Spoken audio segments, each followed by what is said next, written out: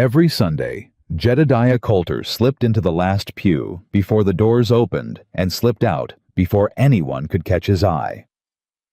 20 years, he'd buried the same secret behind calloused hands and a silent tongue until the night a folded note appeared beneath his door, written in a hand steadier than his own courage. If you've ever carried a shame, you swore no one would find Stay with Jed's story to the very end. Hit subscribe and tell me in the comments what city you're watching from tonight. I read every single one. Jedediah Coulter had buried his father on a Tuesday and gone back to work on a Wednesday because grief in his experience was a luxury that didn't feed cattle. That had been 6 years ago. 6 years of rising before the sun. 6 years of mending fences with hands that had long since stopped feeling the sting of barbed wire.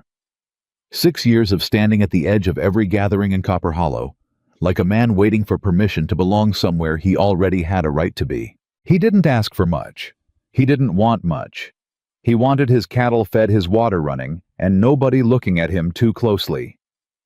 Sunday mornings broke that rule. Sunday mornings, the whole town packed itself into the white clapboard church at the center of Copper Hollow. And Jed Coulter walked in 10 minutes late, sat in the last pew on the left and left before the final hymn finished ringing. He'd done it every week for 6 years. Nobody asked why.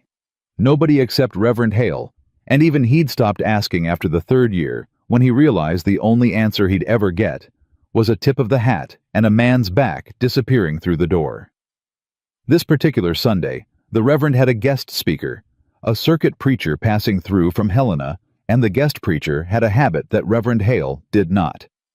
He liked to call on members of the congregation to read scripture aloud. Jed felt it coming the way a man feels weather changing in his knees. The preacher's eyes swept the room searching for volunteers, and Jed did what he always did when danger came looking for him. He went still. He'd learned that from elk stillness was its own kind of hiding. It didn't work on preachers the way it worked on wolves. "You there, in the back." The whole church turned. Jed felt 30 pairs of eyes land on him at once, and every one of them might as well have been a brand pressed to his skin. "Sir, would you do us the honor?" 2nd chapter of Ruth, verse 11. Somebody handed him a Bible.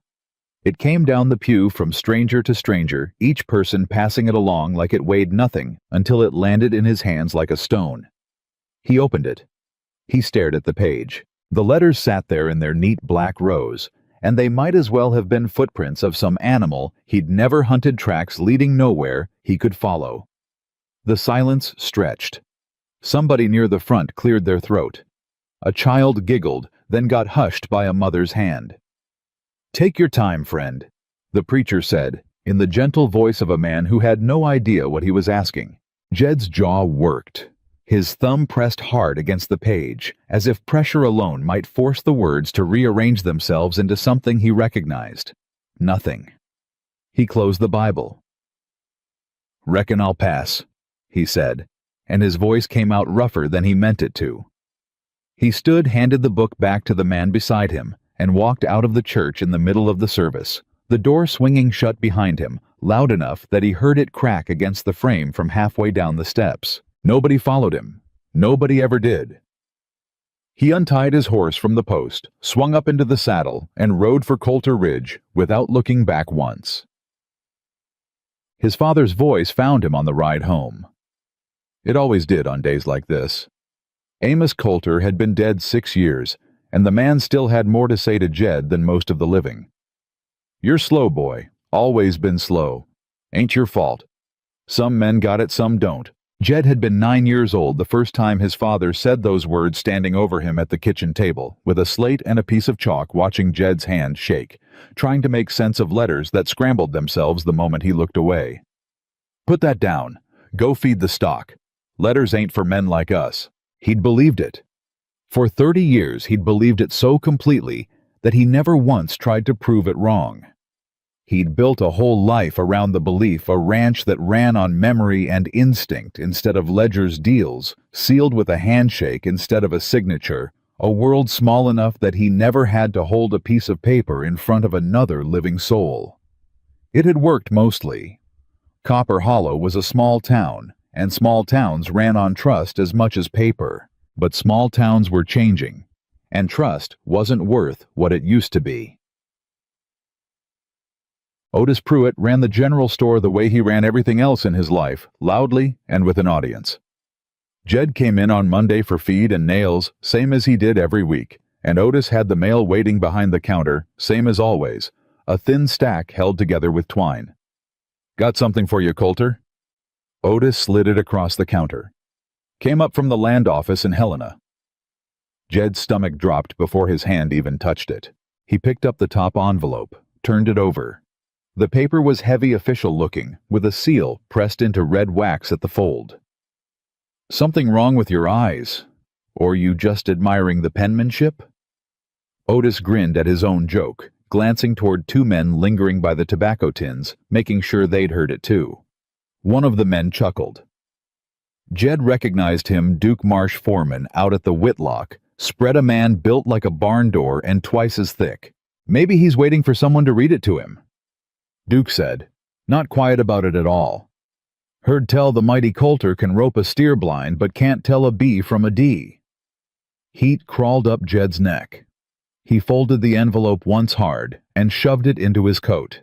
"Obliged for the mail, Otis," he said, and his voice came out flat and low, the voice he used on spooked horses. He paid for his nails and his feed, and he left the store without looking at Duke Marsh again, though he felt the man's eyes on his back all the way out the door. Outside, he stood by his horse for a long moment, one hand resting on the saddle, not moving. Then he pulled the envelope back out and stared at it. Land office. Those two words he knew. His father had taught him to recognize a handful of things his own name. The word cattle. The word debt, because debt was a word a man needed to fear on sight. But land office folded into whatever sentence sat beneath that wax seal could mean a dozen things, and every one of them was the kind of thing a man needed to understand before it understood him first. He couldn't open it. Not there, not with Duke Marsh's laugh still ringing behind him. He tucked it into his coat and rode home instead, the letter sitting against his chest the whole way, like a coal that hadn't cooled yet. Sarah Langford had been in Copper Hollow 11 weeks, and she had already learned more about the town from its silences than from its conversation. She'd learned, for instance, that Otis Pruitt's store was the place people went to be seen forgiving each other, and the place they went to be quietly cruel while smiling. She'd learned that the Whitlock family owned more of the valley than anyone said aloud, and that most folks' politeness toward Silas Whitlock had less to do with respect and more to do with fear of what he might do to their grazing rights if they weren't careful. And she had learned in the 2 months since she'd stood at the front of a one-room schoolhouse and told 19 children to call her Miss Langford, that the man who sat alone in the back pew of the church every Sunday was the loneliest person she had ever laid eyes on. She hadn't meant to notice him particularly, but she'd been sitting 3 rows ahead of him the Sunday the circuit preacher called on him to read, and she'd turned along with everyone else, and she'd watched something happen to his face that she recognized immediately, because she'd worn that same expression herself, once standing in a parlor in Boston being asked a question she had no honest answer for. It wasn't stupidity on his face. She knew stupidity, and she knew shame, and those were 2 entirely different animals wearing similar skins. What she'd seen on Jedediah Coulter's face was a man being asked to hand over a wound he'd spent 30 years keeping hidden. She thought about it all through the walk home. She thought about it while she graded slates by lamplight. She thought about it long enough that by Tuesday evening she'd made up her mind to do something about it, even though she had no earthly idea yet what that something ought to be. The note wasn't planned. That was the truth of it, though. She'd tell herself later that it had been. She was riding back from the Hendricks place where she'd gone to discuss young Thomas Hendricks's reading. The boy was bright, but restless, and his mother worried he'd quit school for ranch work before he finished his letters, and the road home ran past Coulter Ridge. She saw him in the far pasture alone, mending a fence line that didn't need a man's full attention, the kind of chore a person did when they needed their hands busy and their mind elsewhere. She didn't stop. She told herself that was cowardice later, but in the moment it felt like manners. But she thought about him the rest of the ride, and by the time she reached the schoolhouse, she'd taken a sheet of paper from her desk and written 6 words on it before she could talk herself out of it. You don't have to hide from letters. She almost tore it up 3 times. She didn't sign it. She told herself that was because a signature would make it improper, a woman leaving notes for a man unmarried and unrelated to her. The truth was closer to fear. If she signed it and he threw it in the fire, she'd know exactly whose foolishness had been rejected. She rode out to Coulter Ridge before dawn on Wednesday, folded the note twice, and wedged it into the gap in his gatepost where the wood had split and never been fixed. Then, she rode home before the sun was fully up, her heart going faster than the pace of her horse justified. Jed found it that morning on his way out to check the herd. He almost didn't see it. A scrap of white paper wedged into old split wood, easy to mistake for trash, caught in a fence post. He pulled it free out of habit, more than curiosity unfolded it, and stood there in the gray morning light, staring at 6 words he could not read. He knew it was words. He could see the shapes evenly spaced, deliberate. Somebody had written this on purpose, and left it for him on purpose, and both of those facts sat in his chest like stones. Who would leave him a note? He had no family left to write to him. No sweetheart. No business dealings that required paper, he made sure of that. He turned it over. Nothing on the back, no name. He almost threw it away. His hand actually drew back toward the burn barrel by the barn, the metal drum where he disposed of anything with writing on it, rather than let it sit around collecting dust and questions he couldn't answer. But something stopped him. Maybe it was the careful way the letters were formed, so unlike the scrawled bills and notices he was used to receiving. Maybe it was simple curiosity, a man wondering who in Copper Hollow thought enough of him to write anything down at all. He folded it instead and put it in his coat pocket next to the land office envelope he still hadn't found the courage to open. 2 pieces of paper, both silent, both demanding something from him he didn't know how to give. The land office envelope sat on his kitchen table for 4 days. He looked at it every morning over coffee. He looked at it every night before bed. On the 5th day, unable to stand it any longer, he saddled his horse and rode into town straight to the one person he trusted enough to ask old Ezra Watts, who ran the livery stable and had known Jed's father since before Jed was born. Ezra had learned his letters late in life too, though not as late as Jed, and he'd never once made Jed feel small for what he lacked. He was also conveniently half-blind these days, which meant he squinted hard at documents and never asked too many questions about why a grown man needed help reading his own mail. "Sit," Ezra said, waving him toward a stool in the tack room, taking the envelope from Jed's hand and holding it at arm's length, then closer, then at arm's length again. He broke the seal, unfolded the paper. His lips moved slightly as he read the way a man reads who learned late and never quite stopped sounding words out in his head. Jed watched his face for a sign before Ezra said a word, the way he'd learned to watch a horse's ears for warning before a storm. Ezra's face didn't give him good news. "Well," Ezra said finally, folding the paper back along its original creases, slow and careful. "This here's from the county land office. Says there's a survey dispute. Water rights. Says a Mr. Silas Whitlock has filed a claim saying the North Creek, the one runs through your upper pasture, was never rightfully deeded to your father. Says Whitlock's got paperwork from before the original survey showing it belongs to Whitlock land." Jed sat very still. "That's near on 1/3 of my grazing," he said quietly. "That creek runs my whole herd through summer." "I know it does. Whitlock's had eyes on my water for years." Jed's hands curled into fists on his knees. "Everybody knows it. Man's tried to buy me out 3 times since Pa died. Well, seems he's found himself a paper way to just take it instead of buy it." Ezra tapped the document.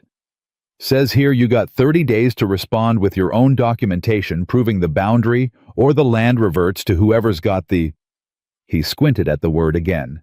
"Prevailing claim. That's Whitlock, less you can prove otherwise." "My pa never kept much paper." "I know that too." Jed stared at his own hands, work-scarred and useless against an enemy made of ink. "There a way to fight this without paper?" Ezra's face answered before his mouth did. "Son, everything about fighting this is paper. Deeds, surveys, old contracts, letters your pa might have kept proving the boundary line.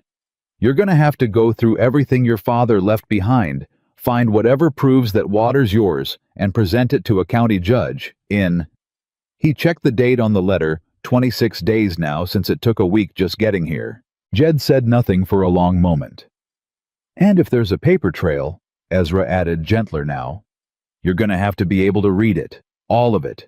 Judge ain't gonna take kindly to a man standing in his courtroom needing someone to whisper his own evidence into his ear."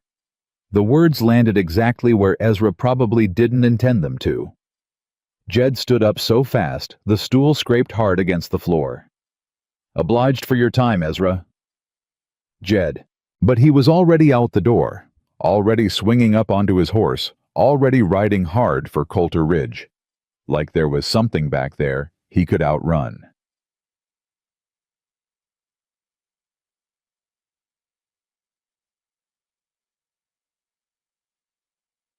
There wasn't, of course. There never was. He spent that night tearing through the small trunk his father had left behind, the only place in the house where paper of any kind was kept, because Amos Coulter had trusted paper about as much as his son eventually would. Deeds. Letters. A marriage certificate for parents Jed barely remembered. All of it sitting there in black ink, patient and indifferent to the fact that Jed could not read a single line of it. He held up page after page to the lamplight, searching for anything that looked official. Anything with a seal or a map or a boundary line drawn in his father's careless hand. He found a folded paper with what looked like a crude drawing on it. Lines that might have been a creek. Might have been anything but. There was writing crowded around the edges of it, and without the writing, the drawing meant nothing at all. He sat on the floor of his father's old room, surrounded by 30 years of paper he could not read, and for the first time since he was 9 years old, sitting at a kitchen table with a slate, Jedediah Coulter put his face in his hands and let himself feel exactly how small this made him. He didn't go looking for her. That part he'd insist on later, whenever he told this story, and he would tell it eventually, though, not for a long while yet. He didn't go looking for the schoolteacher. Fate, or foolishness, or something he wasn't ready to name, yet just happened to put her in his path. It happened 3 days after Ezra's warning, on a morning when Jed rode into town for supplies. He didn't much need mostly, because sitting alone at Coulter Ridge with that trunk of unreadable paper had started to feel like drowning in a room with no water in it. He was tying his horse outside the mercantile when he heard children's laughter spill out of the schoolhouse across the road, followed by a woman's voice calm and clear, dismissing them for the noon hour. He watched the children scatter like a covey of quail, and he watched the schoolteacher step out onto the porch behind them, shading her eyes against the sun. And something about the way she stood there, steady, unhurried, watching her students run off into the day, made him stop what he was doing and just look at her a moment longer than was polite. She turned and caught him at it. Jed looked away fast, busying himself with a saddlebag buckle that didn't need adjusting. She crossed the road anyway. "Mr. Coulter." Her voice up close was even steadier than it had sounded across the street. "I don't believe we've been properly introduced. Sarah Langford." "Ma'am." He touched the brim of his hat, kept his eyes somewhere around her shoulder rather than her face. "Jedediah Coulter." "I know. Copper Hollow isn't a large town, Mr. Coulter. Most everyone knows everyone else's name." "Reckon that's true." She studied him a moment, and he had the distinct feeling of being read himself the way he imagined a person might feel under the eyes of someone who actually could make sense of what was written on a page. "I wonder," she said, "if I might ask you something, and I hope you won't take offense." His jaw tightened. He had a fair guess what was coming, and every muscle in his body wanted to be back on his horse and gone before she said it. "You can ask. Did you receive a note left at your gate several days back?" So it had been her. He didn't answer right away. He looked at her properly, then for the first time, a woman with steady eyes, and no trace of the pity he'd braced himself for, only something that looked closer to patience. "That was you," he said. It wasn't quite a question. It was. "Why?" The question came out harder than he meant it, but she didn't flinch from it. "Because I watched what happened to you in church a few Sundays back. Mr. Coulter and I recognized something in your face that I don't believe anyone else in that congregation understood." "Ain't nothing to understand. I just don't much care for reading aloud in front of folks." "That's not what I saw." Jed's hands curled at his sides. "With respect, ma'am, you don't know me well enough to say what you saw. You're right, I don't." She didn't back down, didn't soften her voice to smooth over his temper, the way most folks did when he got sharp with them. "But I've been teaching children to read for 11 weeks in this town, and I've seen every kind of struggle a person can have with letters, children who mix them up, children who are too proud to ask for help, children who are simply scared of failing in front of their friends. And I recognized every single one of those things on your face that Sunday, Mr. Coulter, except you're not a child, and you've had a great deal longer to build a wall around it." The truth of it hit him low in the gut hard enough that for a moment he couldn't find a single word to throw back at her. "I don't need charity," he said finally low. "I'm not offering charity. I'm offering a skill same as I'd offer anyone. What you do with that offer is entirely your own business." She held his gaze a moment longer, then nodded once, like the conversation had reached its natural end, whether he wanted it to or not. "The schoolhouse sits empty most evenings after supper," she said. 6 o'clock if you ever find yourself curious. No one need know but the two of us." She turned and walked back across the road before he could answer, and Jed stood by his horse for a long time, after she'd disappeared inside that folded note still sitting in his coat pocket like a stone he couldn't put down. He didn't go. Not that first evening. He told himself it was pride. He told himself it was 30 years of his father's voice telling him letters weren't for men like them. He told himself a dozen things while he sat alone at his kitchen table that night, staring at the unopened trunk of paper in the corner of the room. 23 days now standing between him and a courtroom he had no way to face. He didn't go the second evening either. But the third evening, Duke Marsh rode out to Coulter Ridge with a message from Silas Whitlock himself. Friendly on its surface, sharp underneath the way most things that came out of the Whitlock spread tended to be. "Mr. Whitlock wanted you to know," Duke said, not bothering to dismount, looking down at Jed from his saddle with the particular pleasure of a man delivering bad news. "He'd been asked to deliver.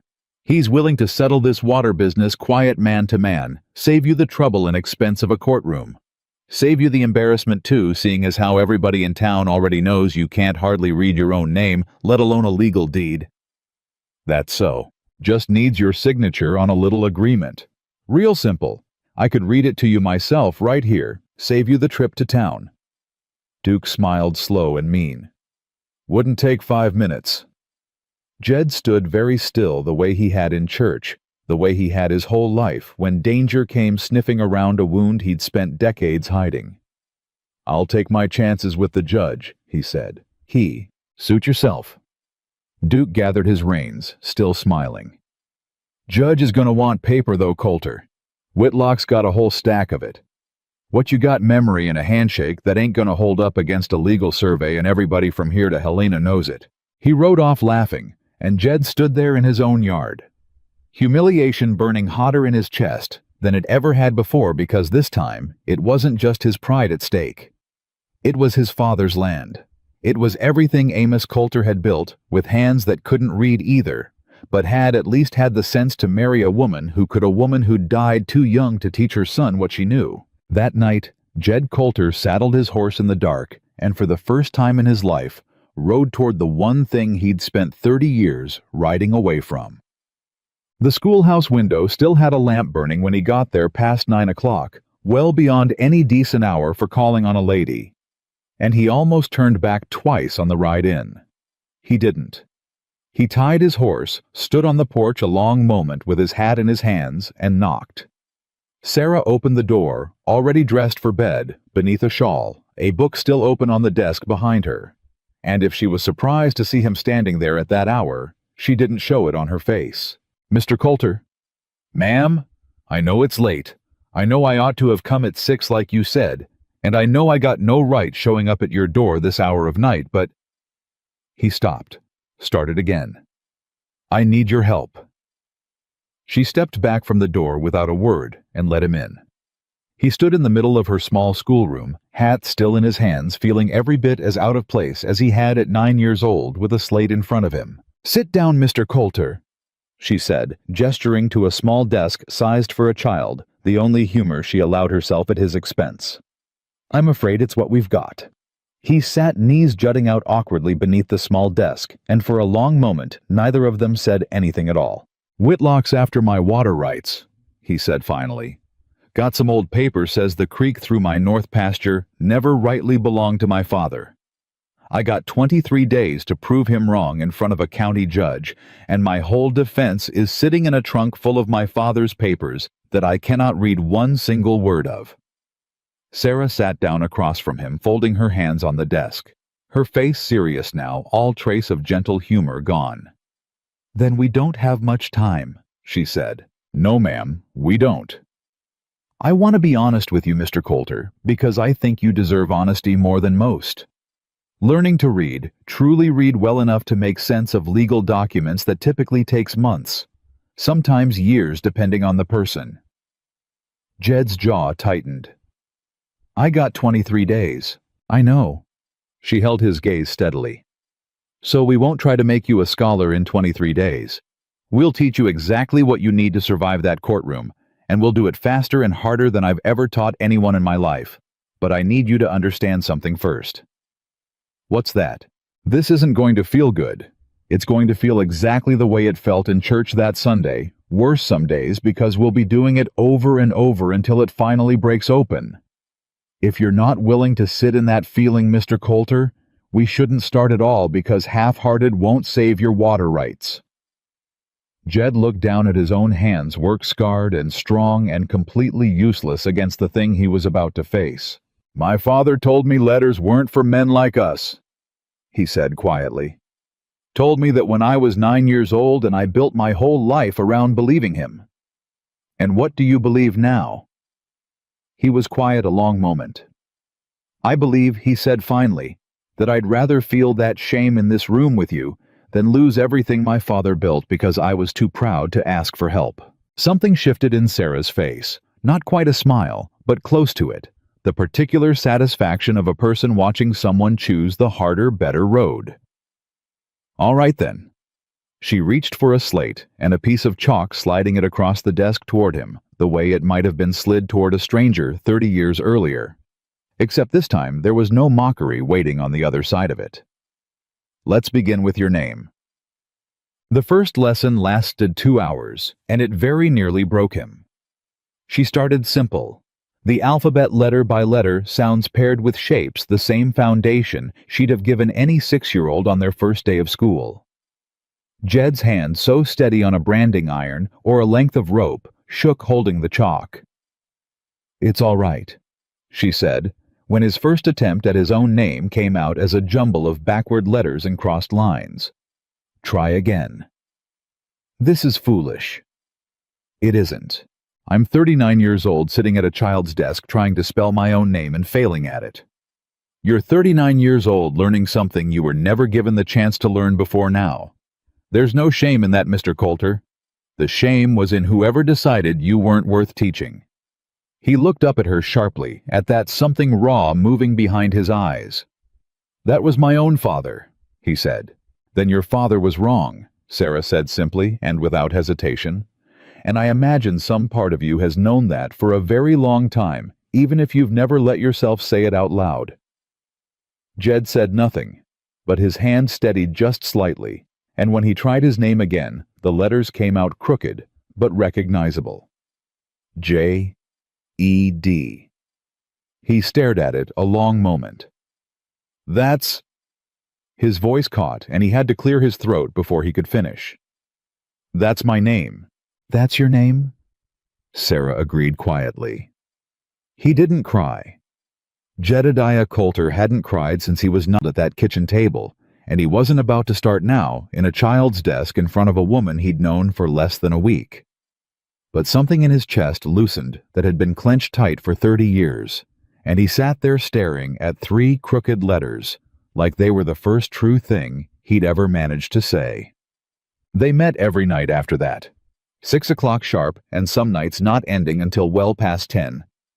Jed riding home in the dark with his head full of letters and sounds and shapes, 22 days, then 20, then 18, ticking down toward a courtroom he still wasn't sure he'd survive. The lessons were brutal in a way Jed had never expected book learning to be. His hand cramped. His eyes burned from squinting at shapes that refused to hold still in his mind.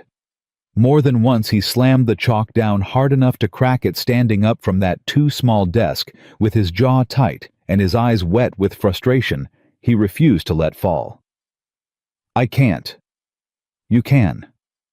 "I've tried this same word 4 times, Sarah, and it still don't make a lick of sense to me." It was the first time he'd used her given name.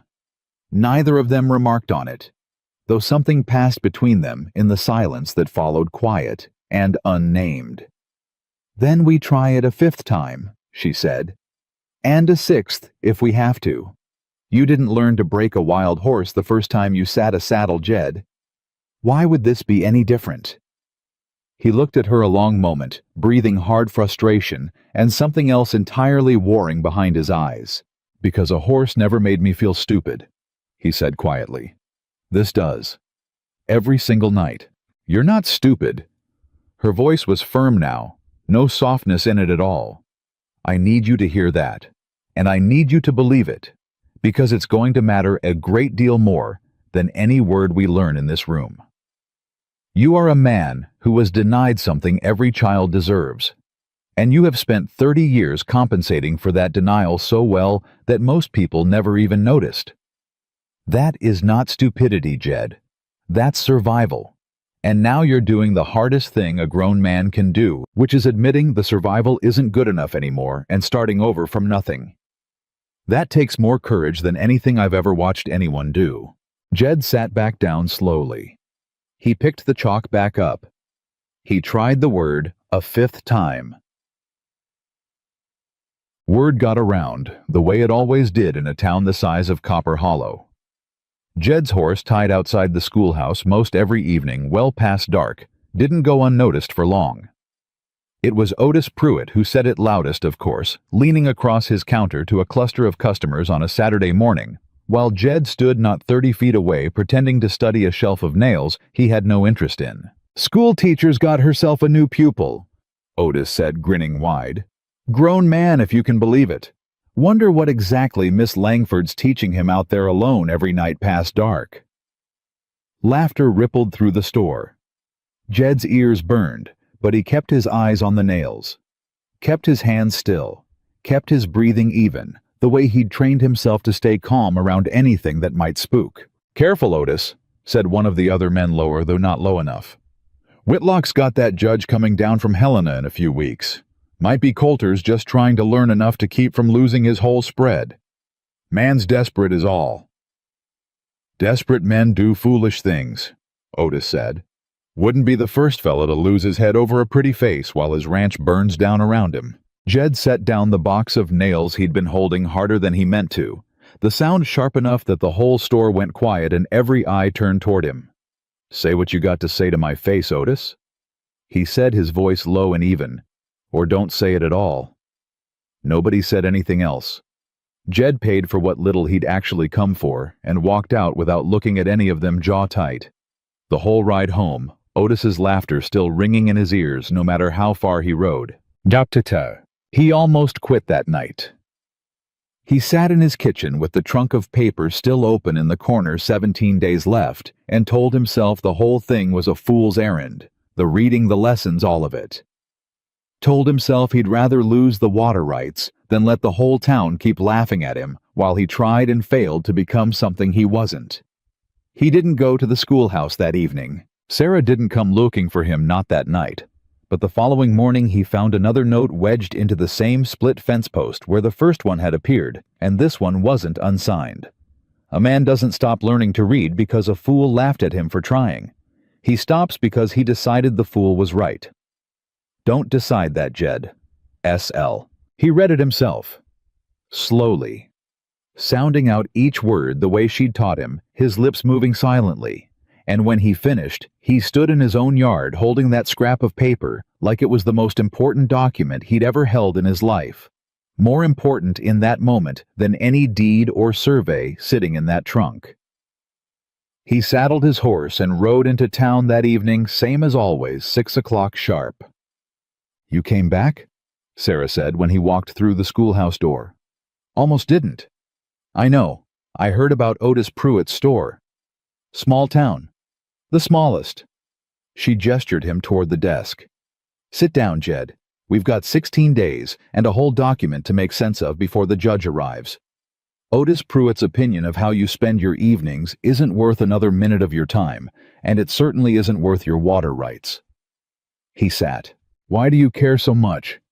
he said, after a moment, watching her lay out the papers from his father's trunk across the desk between them. "Whether I win this fight or not, you got no stake in Coulter Ridge, no stake in me." Sarah paused, her hand resting flat on one of the old documents, and for the first time since he'd known her, something like hesitation crossed her face. "I left Boston," she said slowly, "because a man decided he knew better than I did what I was capable of.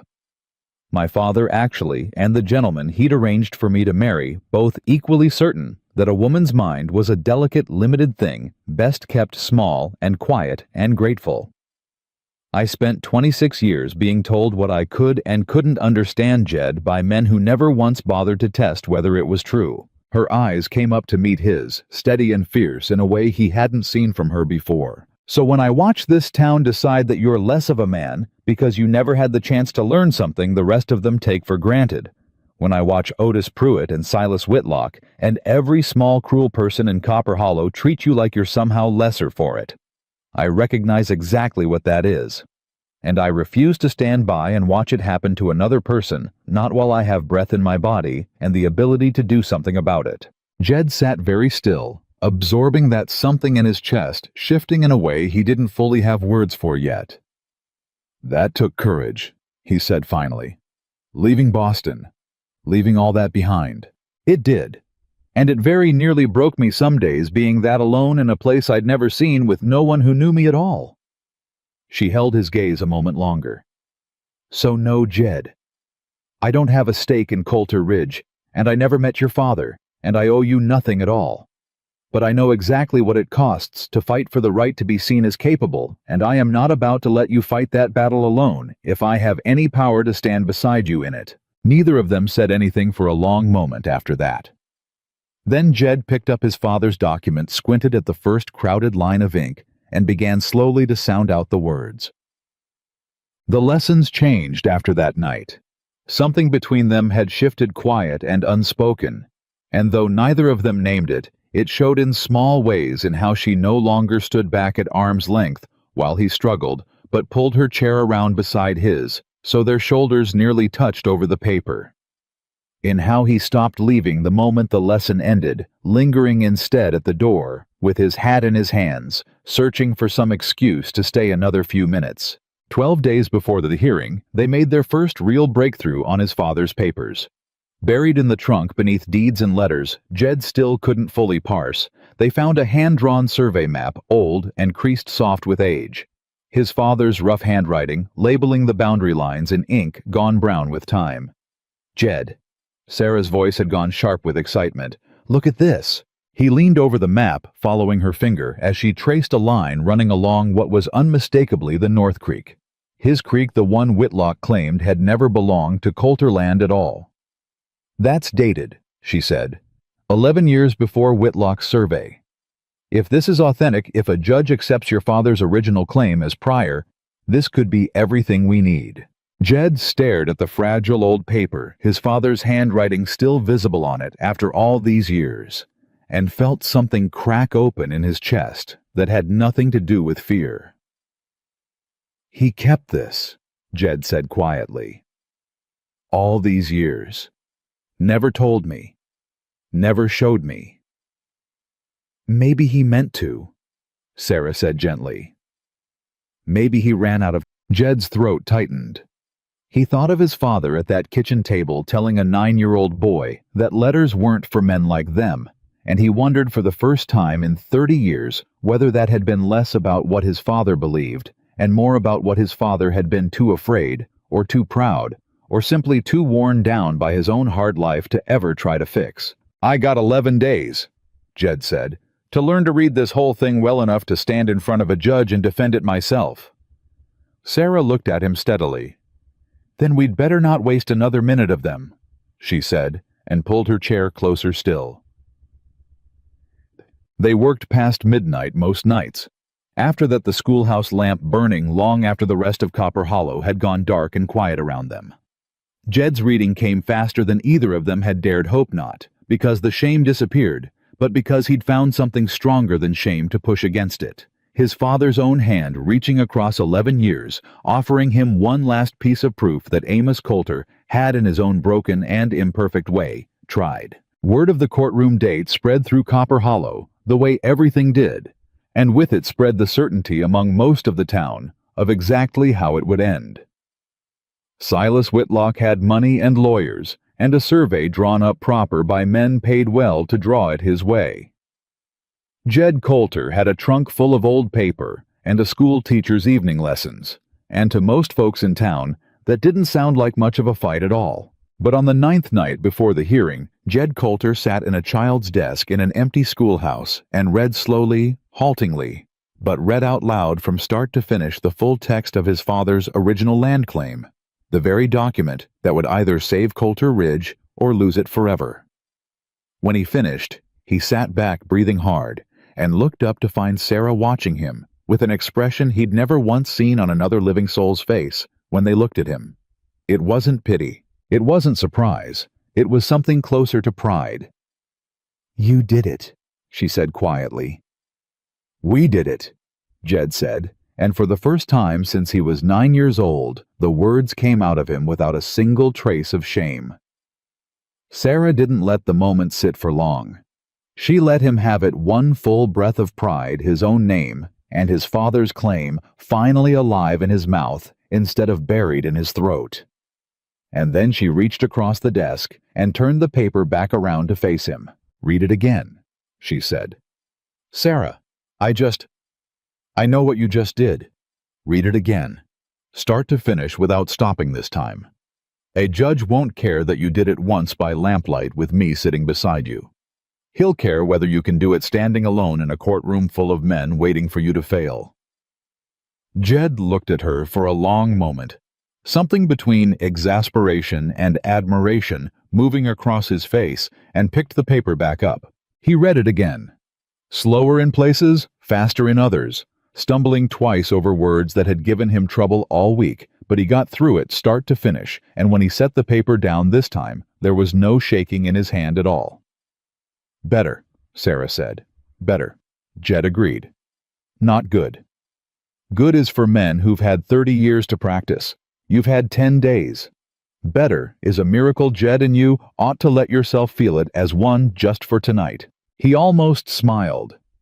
It was a rare enough thing on his face that Sarah found herself watching for it the way a person watches weather break after a long dry spell.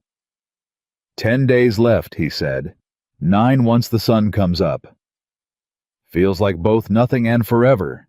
That's exactly what it is, Sarah said, and began gathering the papers into a careful stack, squaring their edges against the desk. Now, go home and sleep, Mr. Coulter. Tomorrow, we start on the parts of this that worry me more than your reading does. Jed paused at the door hat in hand. What worries you more than my reading? Sarah didn't look up from the papers. Whitlock isn't going to fight fair. A man who tries to steal water from a family for years doesn't stop being ruthless just because his opponent learned his letters. She was right to worry. She just didn't yet know how right.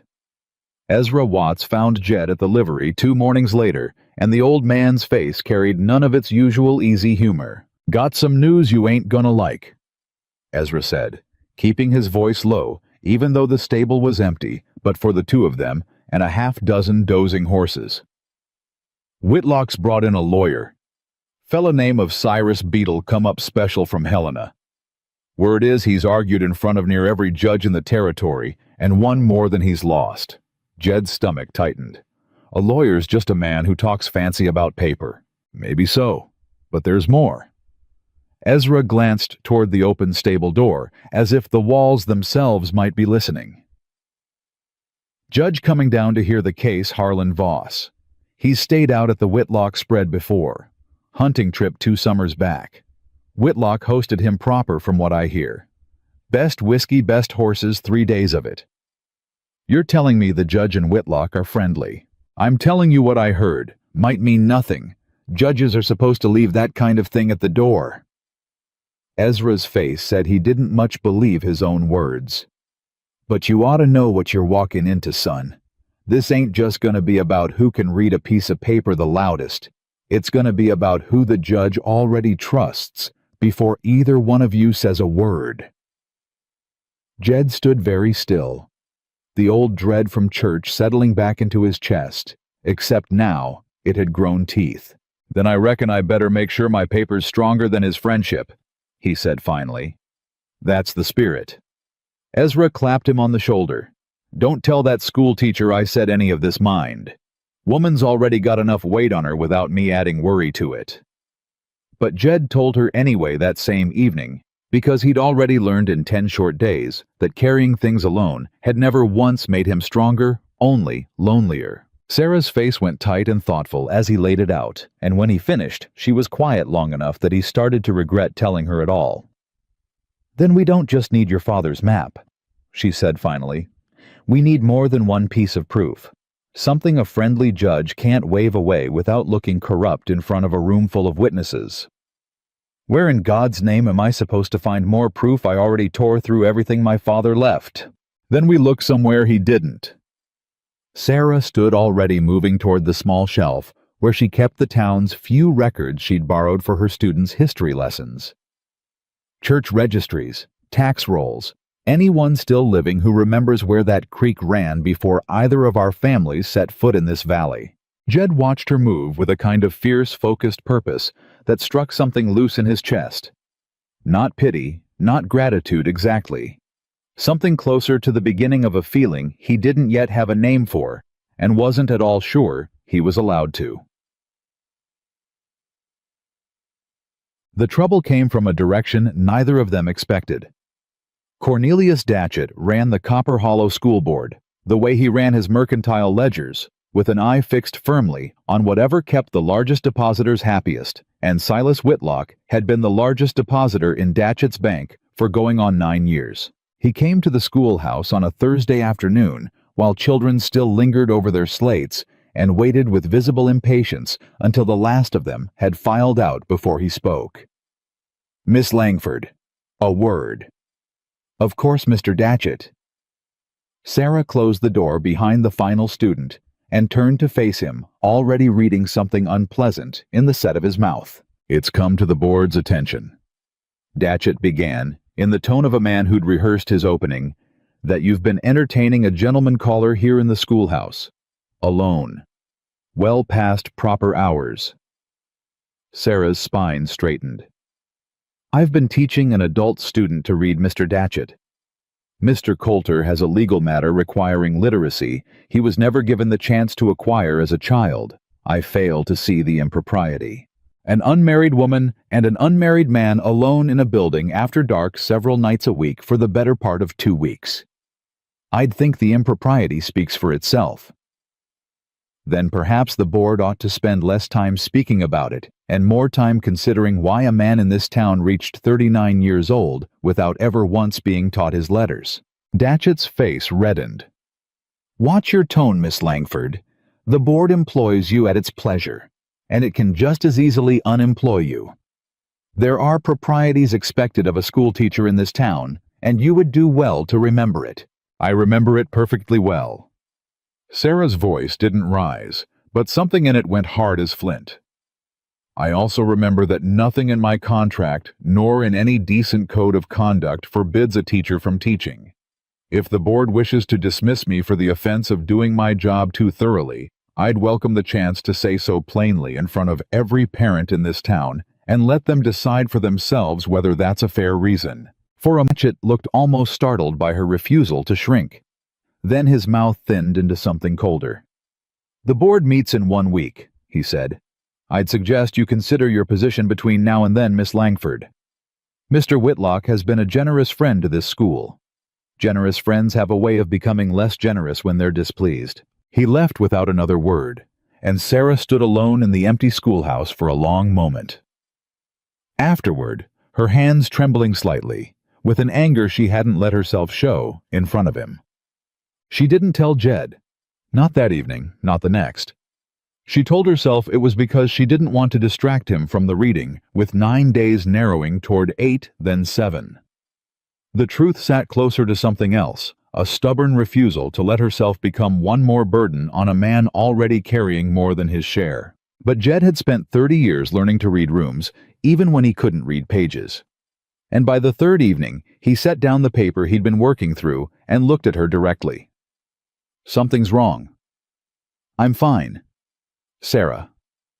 Just her name, quiet, and something in the way he said it made her realize how far they'd come from the woman and the near stranger who'd stood on opposite sides of a dusty road 3 weeks ago. She told him.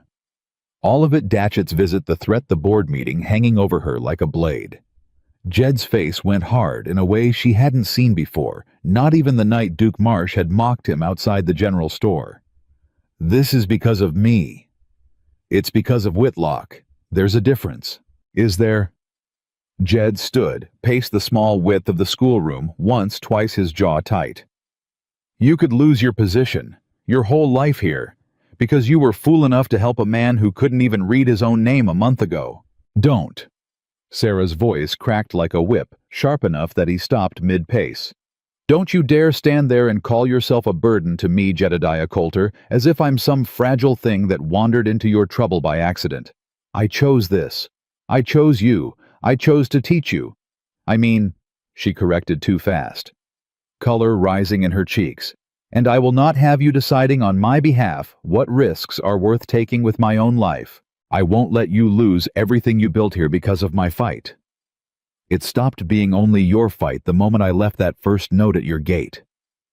She stepped closer, refusing to let him retreat into the same stubborn silence that had cost him 30 years already. "I have spent my whole life being told what I was and wasn't strong enough to bear. I left an entire life behind in Boston rather than keep hearing it. I will not hear it now from you of all people." Jed went very still. "What life?" he said quietly. "Did you leave behind in Boston?" Sarah's mouth opened, then closed. For the first time since he'd known her, she looked like a woman caught somewhere she hadn't meant to go. "That's a story for another night," she said finally, and turned back toward the desk before he could press further.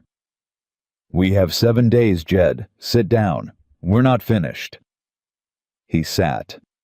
But he didn't stop watching her, and something in him filed the question away, unanswered, waiting. "GCTA." The letter arrived 2 days later, and Sarah recognized the handwriting on the envelope before she'd even fully drawn it from the mail sack Otis Pruitt handed across his counter. She didn't open it in the store. She walked it back to the schoolhouse. First sat alone at her own desk for a long while, before she finally broke the seal, and when she finished reading it, her hands were not steady at all. "My dear Sarah, it has been some months now since your abrupt departure, and I confess my patience wears thin. Your father grows unwell and asks after you daily. I have kept your absence from society as discreetly as I am able, but a man cannot indefinitely explain the disappearance of his intended bride to a schoolhouse in some frontier territory without inviting talk that reflects poorly upon us both. I am prepared to forgive this episode and welcome you home provided you return before autumn. I trust you will not make me wait indefinitely, nor make your father's final years harder than they need be. Your obedient servant and I hope still, your intended Nathaniel Ashford." Sarah sat with the letter a long time after reading it, her jaw tight, her eyes burning with something that was equal parts grief and fury. Jed found her still sitting there when he arrived for the evening's lesson. The letter folded on the desk in front of her, her face pale in the lamplight. "Sarah." She looked up, and for the first time since he'd known her, he watched her struggle to compose herself before she spoke. "It's nothing," she said, which they both knew for a lie the moment it left her mouth. "Doesn't look like nothing." She was quiet a long moment. Then slowly she pushed the letter across the desk toward him. "I told you there was a story from Boston," she said.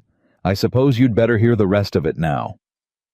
Jed picked up the letter, and though his reading was still slow, still halting in places, he made his way through it, his face darkening with every line. "He calls you an episode," Jed said when he finished, his voice low and rough. "That's Nathaniel, efficient with his cruelty. He learned it from my father." Sarah folded her hands tightly in her lap. "I was engaged to him for 2 years, Jed.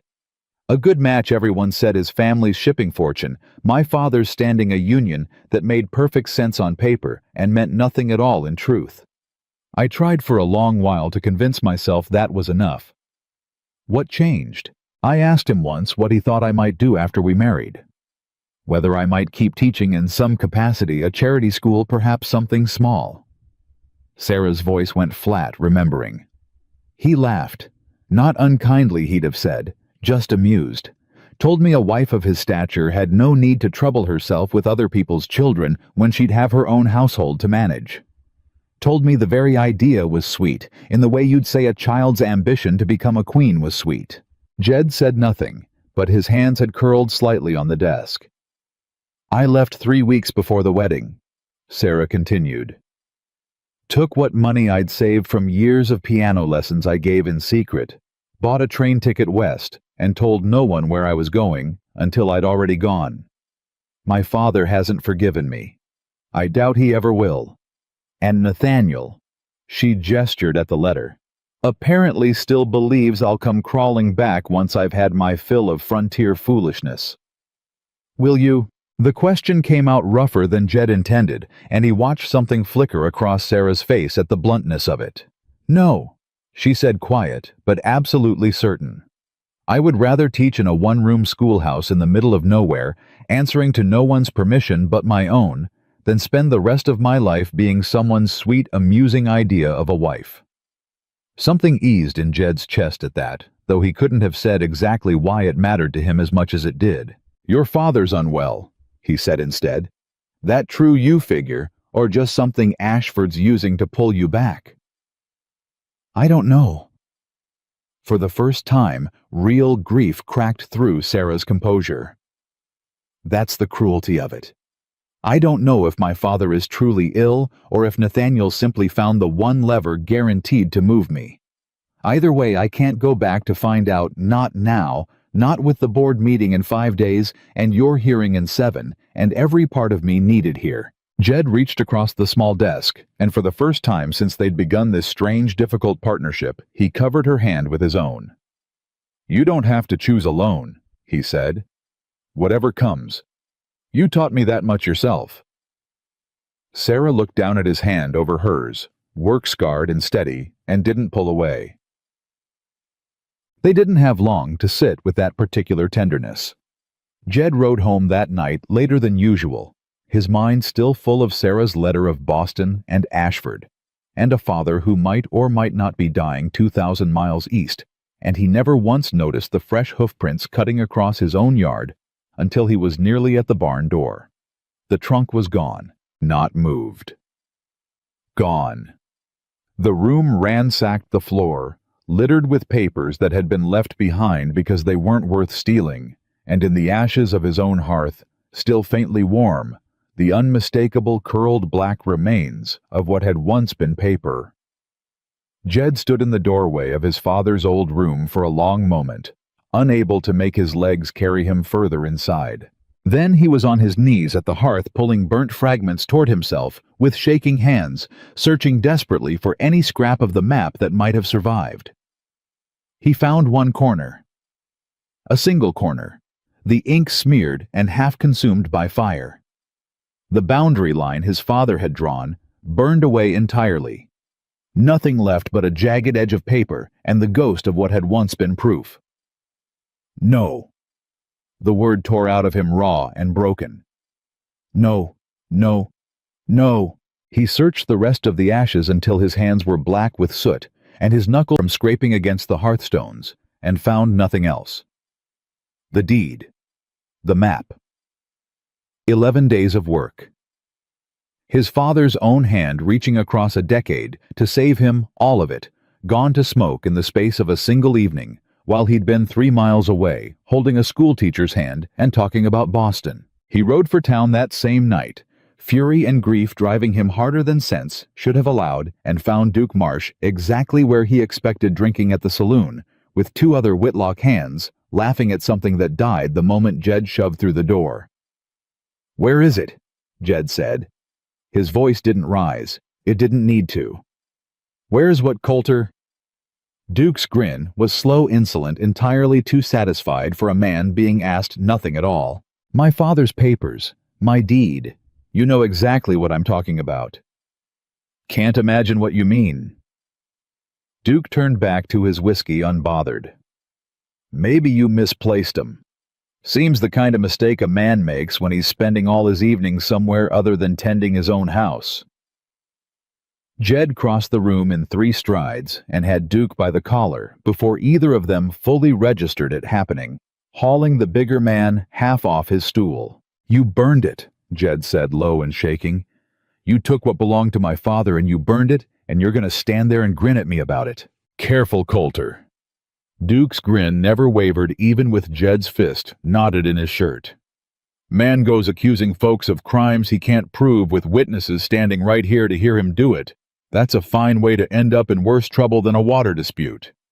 Especially a man who, last I heard, still ain't too clear on which end of a warrant is his own name." The room had gone silent around them, every eye fixed on the 2 men, and Jed felt the old shame rear up alongside the fury.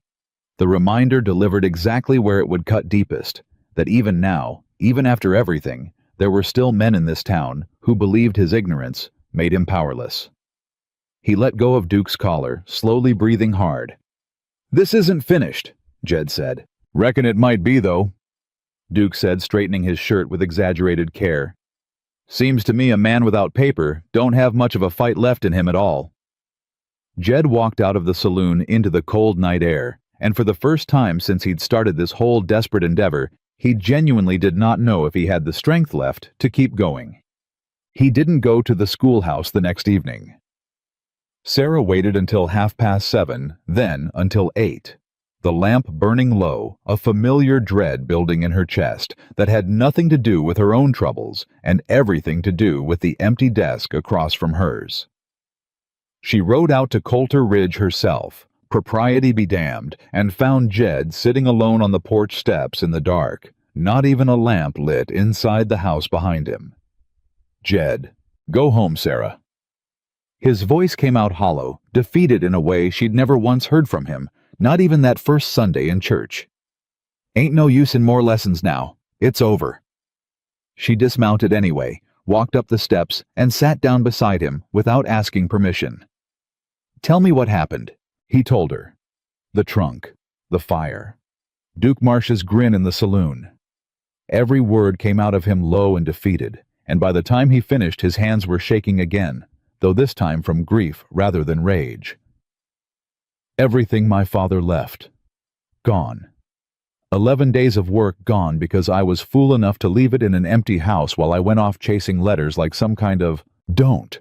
Sarah's voice cut through the darkness, sharp enough to stop him. "Don't you dare finish that sentence with something cruel about yourself, Jed Coulter. Not after everything I've watched you fight through to get here. They took it because they knew exactly where I'd be, Sarah. Because everybody in this town knows my whole schedule now thanks to Otis Pruitt's big mouth. This is my fault. It's Whitlock's fault. And Duke Marsh's.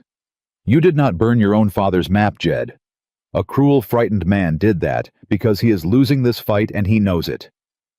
"Losing?" Jed laughed, bitter and hollow. "Sarah, I got nothing left. No deed, no map. 6 days till I stand in front of a judge who already favors the other side, and not one scrap of paper to prove my family ever had a right to that water at all. Then we find something else. There is nothing else. The words tore out of him louder than he meant, and he stood abruptly pacing away from her into the dark yard. I told you from the start my father never kept much paper. That map was the only thing. It's gone. It's over, Sarah, and I think... His voice caught raw. I think it's best you stop coming out here. Best you go back to worrying about your own troubles instead of mine. Whitlock already threatened your position over this. I won't be the reason you lose everything you built here, too. Sarah stood slowly and walked to where he stood in the dark. Look at me, she said. He didn't at first. She reached up and turned his face toward hers with a gentleness that undid something in him faster than any argument could have. You do not get to decide alone in the dark on your own porch steps that I am better off without you in my life, she said. I have spent my entire life having men decide for me what I could bear and what I couldn't. I will not have it from you, too. Do you understand me? I'm trying to protect you. I don't need protecting. I need a partner who trusts me enough to let me choose my own risks. Her voice softened just slightly. 6 days isn't nothing, Jed. It's 6 more days than you had an hour ago before you decided to give up. Your father may not have kept much paper, but he wasn't the only living soul who remembers where that creek used to run. Jed went still. What are you saying? I'm saying Ezra Watts has lived in this valley longer than either of us has been alive. I'm saying there are old-timers scattered across this territory who might remember your father staking that claim with their own eyes, long before any survey was ever drawn on paper. I'm saying a judge who won't trust a burned map might still trust the sworn word of enough honest witnesses standing in a row. She held his gaze steady in the dark. We are not finished, Jed Coulter. Not unless you decide we are. And I don't believe not for one single moment that the man I've watched fight his way through 11 days of shame to read his own father's handwriting is a man who quits now. Yet Samin Kupigati si piswans. Jed stood there a long moment, something rebuilding itself behind his eyes piece by slow piece. 6 days, he said finally. 6 days, Sarah agreed. Starting tonight, saddle up, Mr. Coulter. We're going to see Ezra Watts. So, Ezra listened to the whole story, with his jaw set tight, and when they finished, he didn't hesitate. Widow Hutchins, he said. Been in this valley near 60 years. Lived up near the North Creek herself, back before your daddy ever bought that land, Jed. If anybody remembers where that water rightly ran before any surveyor came through with his fancy instruments, it's her. She's still living, Jed asked. Living and sharp as a tack, though her legs ain't what they used to be. Runs a little place 2 hours north past Miller's Crossing. 2 hours there, 2 hours back, Sarah said, already calculating. We could ride out at first light, be back well before dark. There's more, Ezra said, and something in his voice made both of them go quiet. Old Tom Reardon, surveyor's assistant on the original county survey 40 years back, before Whitlock's people ever drew up their version. Man's near 80, now lives out past the Whitlock spread itself, if you can believe the irony of it. If Reardon's memory holds and he's willing to swear to it in front of a judge, that's testimony straight from the man who helped draw the very first boundary lines in this valley. Would he do it? Jed asked. Man's neighbor to Whitlock. Might not want the trouble. Might not, Ezra admitted. But Tom Reardon never did care much for Silas Whitlock, not since Whitlock tried buying out his own grazing rights some years back and got refused. Man's got a stubborn streak a mile wide, worth the ride to ask him plain. Sarah was already on her feet. Then we split the days we have left. Widow Hutchins first thing tomorrow. Tom Reardon the day after. And if neither one agrees to testify? Jed asked quietly. Sarah looked at him steady and unflinching even now. Then we'll have tried everything within our power, and we'll walk into that courtroom with whatever truth we can still carry, she said. But I don't intend to find out we failed before we've even asked Jed. Not while there's still time on the clock. Sam. Widow Hutchins turned out to be a small, fierce woman with silver hair pinned severely back and eyes that missed nothing. And she remembered Amos Coulter the moment Jed said his father's name. Amos Coulter. She said it like tasting an old memory. Big fella quiet, kept mostly to himself, used to water his herd right along that North Creek summer after summer, long before the Whitlocks ever set foot in this valley with their fancy surveyors and their fancier lawyers. Ma'am, would you be willing to say that in front of a judge? Jed asked, his voice careful, hopeful, in a way he was almost afraid to let show. In 6 days' time in the county courthouse, under oath. Widow Hutchins studied him a long moment, then Sarah beside him, and something in her face softened. You're Amos's boy, she said.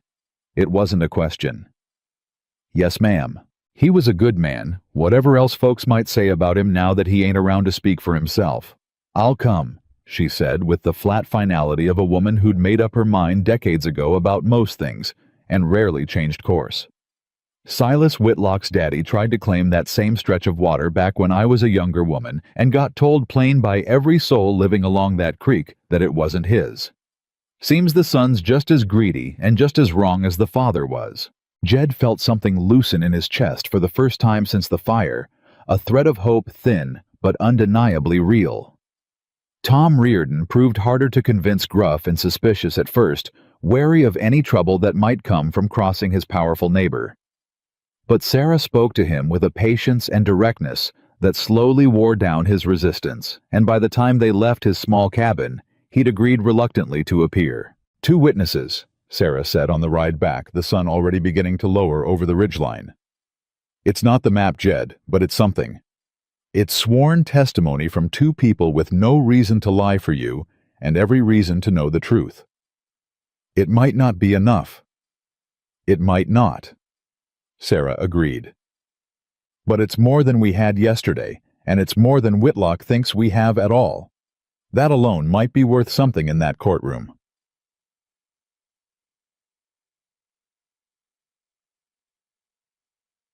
The confrontation came the day before the board meeting, and Silas Whitlock came himself, this time riding out to Coulter Ridge at midday, with an ease that suggested a man entirely confident in his own victory.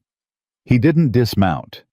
He sat his horse at the edge of Jed's yard, looking down with the particular satisfaction of a man who believed the outcome already settled and waited for Jed to come out to meet him. Coulter. Whitlock's voice carried the same false warmth Jed remembered from years of small dealings between them back before any of this began. Heard tell you've been out visiting old Widow Hutchins. Tom Reardon too, I understand. Man works hard chasing ghosts. They ain't ghosts. They're witnesses. Witnesses to what exactly? An old woman's fond memory and a bitter old surveyor's grudge against me. Whitlock shook his head slowly. That's a thin thread to hang a whole ranch on, son. We'll let the judge decide how thin it is. We could settle this today, you know. Right here, right now, no need for either of us to trouble that courtroom at all. Whitlock's smile never wavered. I'd even be generous about it. Full market price for the disputed acreage, more than fair considering the water rights alone are worth double that to a man in my position. You could pay off whatever debts your daddy left, buy yourself a smaller spread somewhere. The water ain't in question at all. Simpler life. No more shame about reading contracts you can't quite trust yourself to understand. I understand this contract just fine, Jed said, his voice steady in a way it wouldn't have been a month ago. I read every word of your last offer myself. Wasn't generous. Was theft dressed up polite. Something flickered across Whitlock's face, the first real crack in his composure Jed had seen since the man arrived. You've been busy, Whitlock said, quieter now. Been busy learning what my father should have been given the chance to teach me himself, if life had been kinder to him. Same as I mean to keep learning long after this water dispute's settled one way or the other. Whitlock's eyes narrowed slightly. There's other ways to settle a matter besides a courtroom, Coulter. I've got friends on that school board. Heard your little teacher's had some trouble lately, hasn't she? Talk of impropriety. Talk of dismissal. His voice dropped deliberately soft, deliberately cruel. Be a shame if that talk turned into something more permanent. A woman alone, no family out here, no position, hard thing for a lady to weather in a territory like this. Jed went very still. Something cold and furious settling into his chest. You leave her out of this. I would, Whitlock said, almost gently, if you'd leave my creek out of it. Withdraw your claim, Coulter. Take the money. Save the schoolteacher her position, and save yourself the humiliation of standing up in front of the whole county tomorrow, well, the day after, and losing anyway in front of everyone who already expects you to. Jed stepped closer to Whitlock's horse, close enough that the animal shifted uneasily beneath its rider. I'll see you in court, Whitlock, he said low and even. And you can threaten Sarah Langford's position all you like, but I promise you this, whatever happens to that water, the whole valley's gonna know exactly what kind of man you are by the time this is finished. That's one truth no lawyer of yours is gonna talk a judge out of believing. Whitlock held his gaze a long moment, something calculating moving behind his eyes. Your funeral, Coulter, he said finally, and turned his horse riding off without another word. Jed stood alone in his yard a long time after the dust settled, fists still clenched fear and fury, and something that felt almost like pride warring in his chest all at once. The board meeting convened the following evening in the same schoolhouse where Sarah had taught Jed his letters.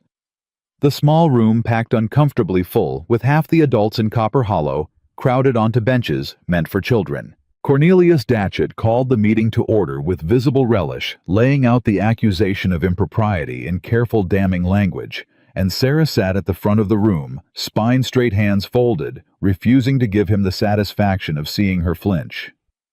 Miss Langford, Datchet said, when he'd finished his prepared remarks, would you care to respond to these concerns before the board votes? Sarah stood. I would. Her voice carried clear and steady across the crowded room.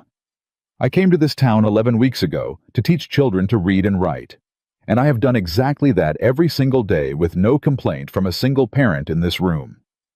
Some weeks ago, I extended that same teaching to a grown man who had been denied the chance to learn as a child, a man now fighting in a county courtroom tomorrow, to save the land his own father built, against a wealthy neighbor determined to take it from him.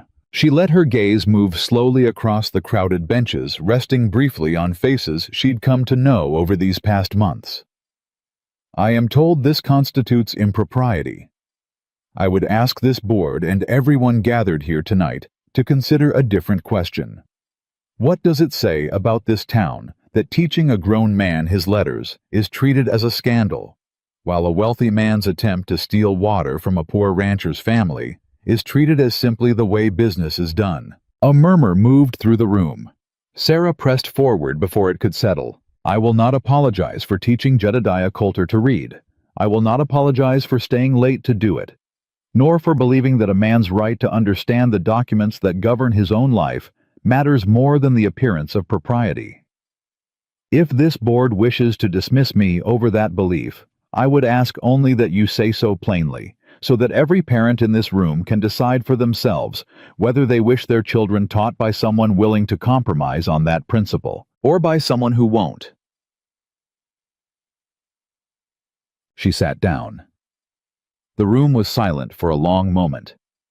Then from the back bench, Widow Hutchins, who had ridden 2 hours into town specifically for this meeting, though no one had asked her to, rose slowly to her feet. I've known this valley 60 years, the old woman said, her voice cracking with age but carrying clear across the room nonetheless. Seen plenty of foolishness pass for propriety in that time, and plenty of decency get punished for looking unfamiliar. This young woman taught a grown man to read, so he could fight for what's rightfully his against a man who's been trying to steal from this valley for 2 generations running. Seems to me the board's got its priorities turned clean around backward, and I'd say so to any one of you personal if you cared to ask. Another voice rose from the crowd. Ezra Watts, this time standing without waiting to be called on. Seconded near enough. This town owes Miss Langford a debt, not a dismissal. Datchet's face had gone red, glancing nervously toward the door, as if hoping Whitlock himself might materialize to rescue the moment. The vote, when it finally came, fell 3-2 in Sarah's favor, narrower than it should have been, but enough. Sarah exhaled a breath she hadn't realized she'd been holding, and across the room in the back row, where he'd insisted on sitting despite her protests, that he needn't come at all. Jed. Coulter watched her with an expression that had nothing reading lessons, and everything to do with something neither of them had yet found the courage to name. Yeb. They rode back to Coulter Ridge together after the meeting adjourned.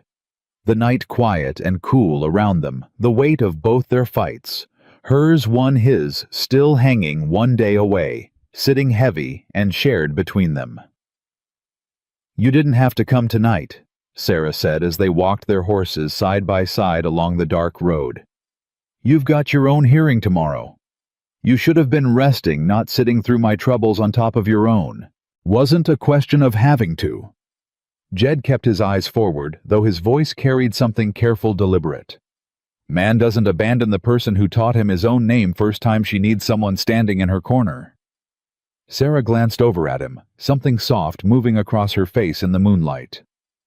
"Whitlock threatened your position," Jed said quietly. "Yesterday.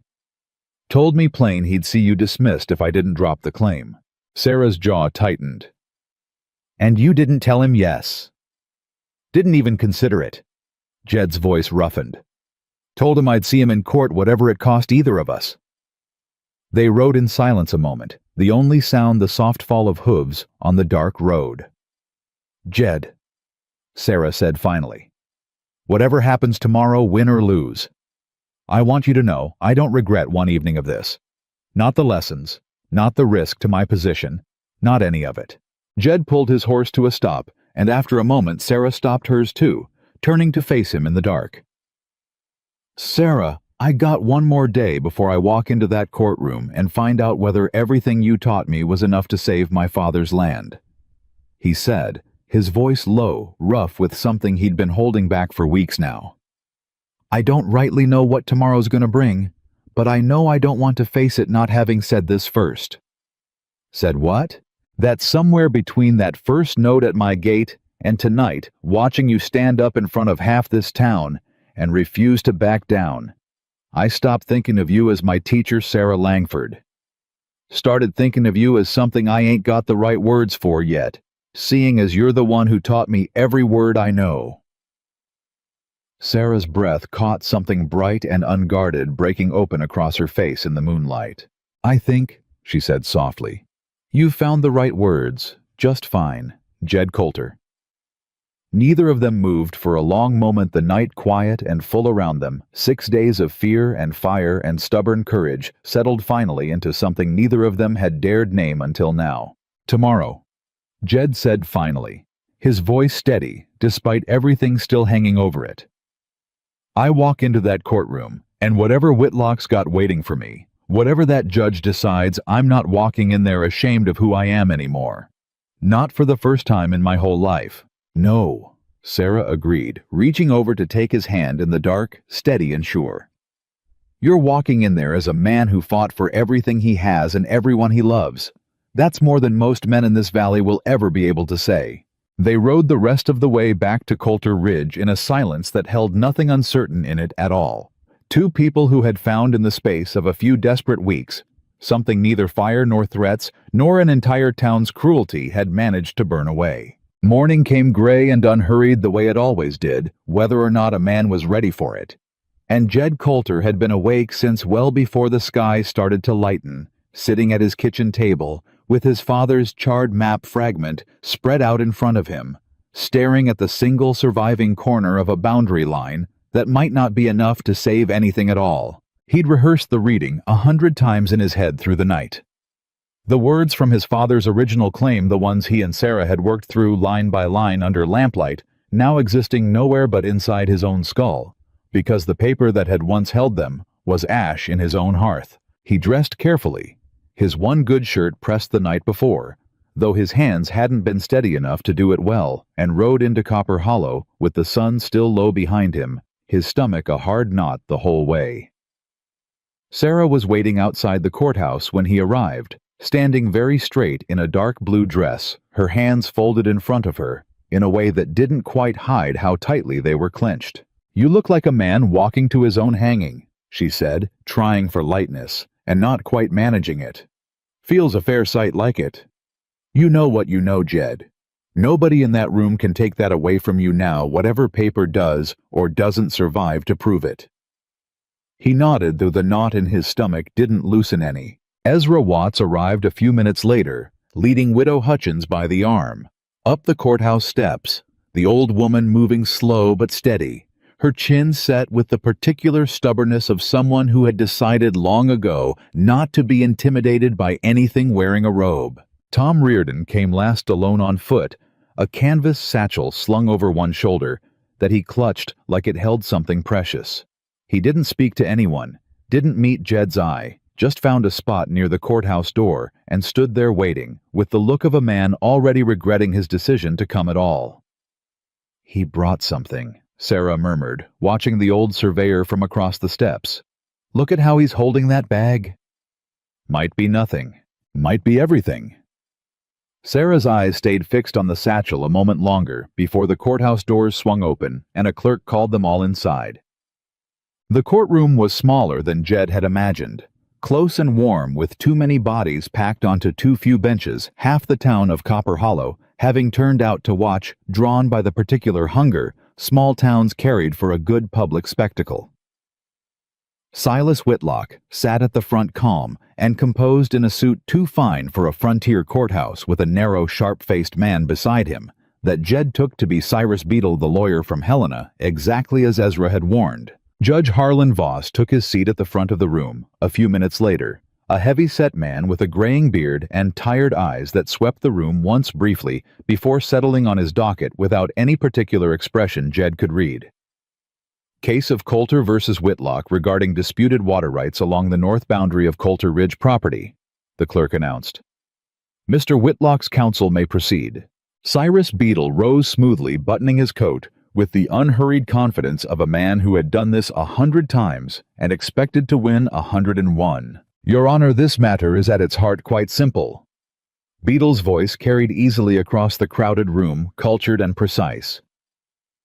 In 1878, a formal county survey established the boundary lines of the Whitlock property, including the North Creek in dispute. That survey, he said, lifting a thick-bound document from the table before him, was conducted by licensed surveyors properly filed with the county recorder's office and has stood unchallenged for 6 years. He set the document down with a deliberate weight, letting its thickness speak for itself. "Mr. Coulter's claim rests, as far as we understand, on the memory of elderly neighbors and the alleged existence of a hand-drawn map that conveniently was destroyed in a fire before it could ever be produced as evidence." Beadle's mouth curved into something not quite a smile. "We would ask the court to consider which of these two claims deserves greater weight: a formal, filed professional survey, or a burned scrap of paper and the say-so of a man who, by his own admission, only recently learned to read at all." A murmur moved through the courtroom. Jed felt his face go hot, felt 30 years of shame rise up in his chest, exactly where Beadle had aimed it. Sarah's hand found his beneath the table, gripping hard. "Objection to characterization, Your Honor," said the young attorney. Ezra had scraped together funds to hire, on Jed's behalf, a nervous, earnest man named Pruitt's cousin, barely out of his own law studies, entirely outmatched by Beadle's polish. "Mr. Coulter's literacy has no bearing on the legitimacy of his family's claim." "Sustained," Judge Voss said, though his tone carried little conviction behind it. "Continue, Mr. Beadle." Beadle inclined his head, entirely unbothered. "Of course, Your Honor. I merely wish to establish the relative strength of documentation available to this court." The morning wore on, in a slow, grinding procession of documents Jed only partly understood.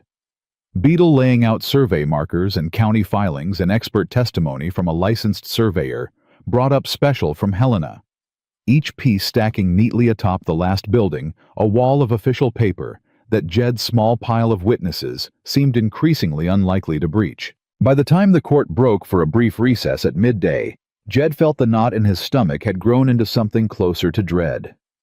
"They've got him beat," he said quietly to Sarah out in the hallway away from the crowd. All that paper, all them experts. What have we got against that? An old woman's memory and a surveyor's grudge. We've got the truth, Sarah said. That's not nothing, Jed. Truth don't mean much in a room full of paper that says otherwise. Then we make sure it does. Sarah's eyes were fierce despite the exhaustion showing at their edges. Reardon hasn't testified yet. Whatever he's carrying in that satchel, he came here today prepared to show it. Trust that, if nothing else. The afternoon session opened with Widow Hutchins called to the stand, and she made her way up with the same slow, deliberate dignity she'd carried up the courthouse steps that morning, settling into the witness chair like a woman entirely unbothered by the grandeur of the room around her. State your name and how long you've resided in this valley. Beadle said, his tone shifting into something gentler, now condescending in a way that assumed her age made her an easy target. Margaret Hutchins, 61 years in this valley, young man, since before you were likely born. A small ripple of laughter moved through the courtroom. Beadle's jaw tightened slightly. And you claim to recall the boundaries of the disputed creek from decades past. I don't claim to recall it. I remember it. Her voice was steady, unhurried.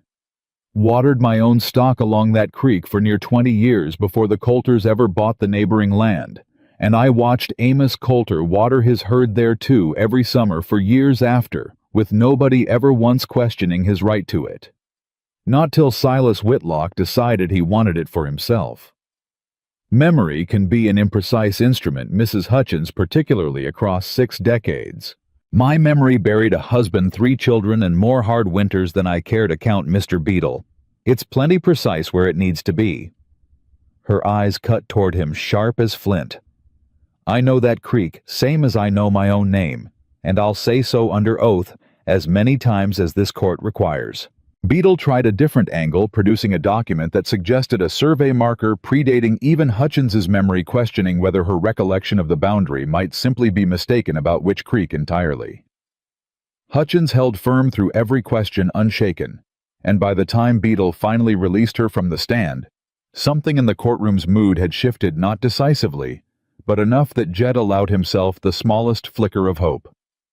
Tom Riordan was called next, and he rose from his seat slowly, the canvas satchel still clutched to his chest, his weathered face carrying a reluctance that hadn't eased at all since morning.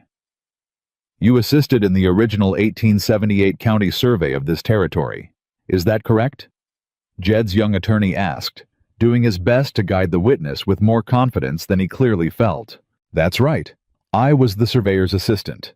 Carried the chains, held the markers, recorded the field notes while the head surveyor called out his measurements. And do you recall the boundary as it related to the North Creek on what is now Coulter property? Reardon hesitated, glancing once toward Whitlock's table, then away. I recall it, he said finally. Would you tell the court what you recall? Reardon was quiet a long moment, and Jed felt his heart hammering, felt the whole courtroom leaning forward slightly in the silence. The original survey, Reardon said slowly, marked that creek as running through Coulter land. I know it because I'm the one who drove the boundary stake myself 40 feet east of where Whitlock's more recent survey claims the line falls. A murmur swept through the courtroom, louder this time. Objection, Beadle said quickly, rising. This witness's memory of a boundary stake driven decades ago cannot be verified without physical evidence. I've got physical evidence, Reardon said before the judge could even rule, and reached into his satchel. He drew out a small, worn, leather-bound notebook, its pages yellowed and brittle with age, and held it up for the courtroom to see. My own field notes, he said. Kept 'em all these years tucked away on account of I never much trusted my memory to hold everything straight on its own. Every measurement I took on that original survey written down the same day I took it, including the exact placement of that boundary stake along the North Creek. The courtroom erupted into noise, the judge banging his gavel twice to restore order. And Jed sat frozen, watching decades of careful, quiet honesty from a stubborn old man crack open exactly the door they needed. Your Honor, Beadle said, recovering quickly, we would need time to examine this notebook's authenticity before... The court will grant that examination. Judge Voss said, his tired eyes sharper now than they'd been all morning. But I intend to hear the remainder of Mr. Reardon's testimony first. Continue, Counselor.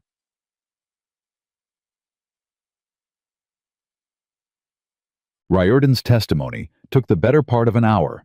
His field notes examined and cross-examined Beadle, working hard to find any crack in the old man's decades-old handwriting, any inconsistency that might undo what had just been laid bare in front of the entire courtroom. He found none.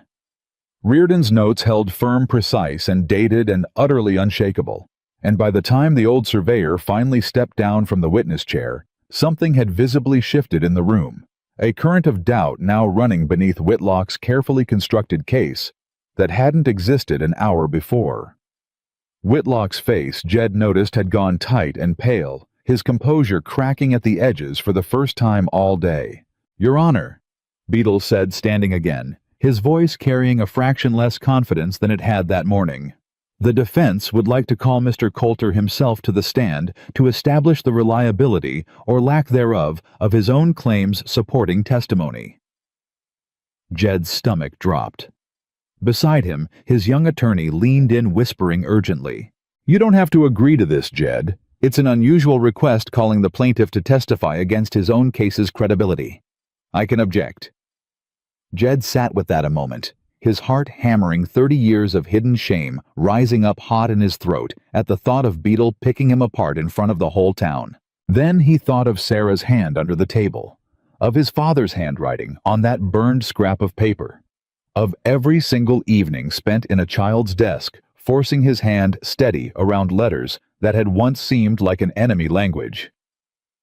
"Let him call me," Jed said quietly. "I ain't hiding from nothing anymore." He took the stand with his heart pounding so hard he was certain the whole room could hear it. But his hands, when he folded them in his lap, were steadier than he expected them to be. "Mr. Coulter," Beadle began, circling closer, "you've testified through counsel that your father's original land deed included specific documentation of the North Creek boundary." "That's right. A document you claim was destroyed in a fire at your property several days before this hearing." "That's right, too." "How convenient," Beadle said, letting the word sit, "that the one piece of physical evidence supporting your claim happened to burn just days before you'd need to produce it." "Convenient for you, maybe," Jed said, and something in his voice made a few people in the courtroom shift in their seats. "Wasn't convenient for me. Lost the one thing my father left behind that might have proved this whole fight didn't need to happen at all.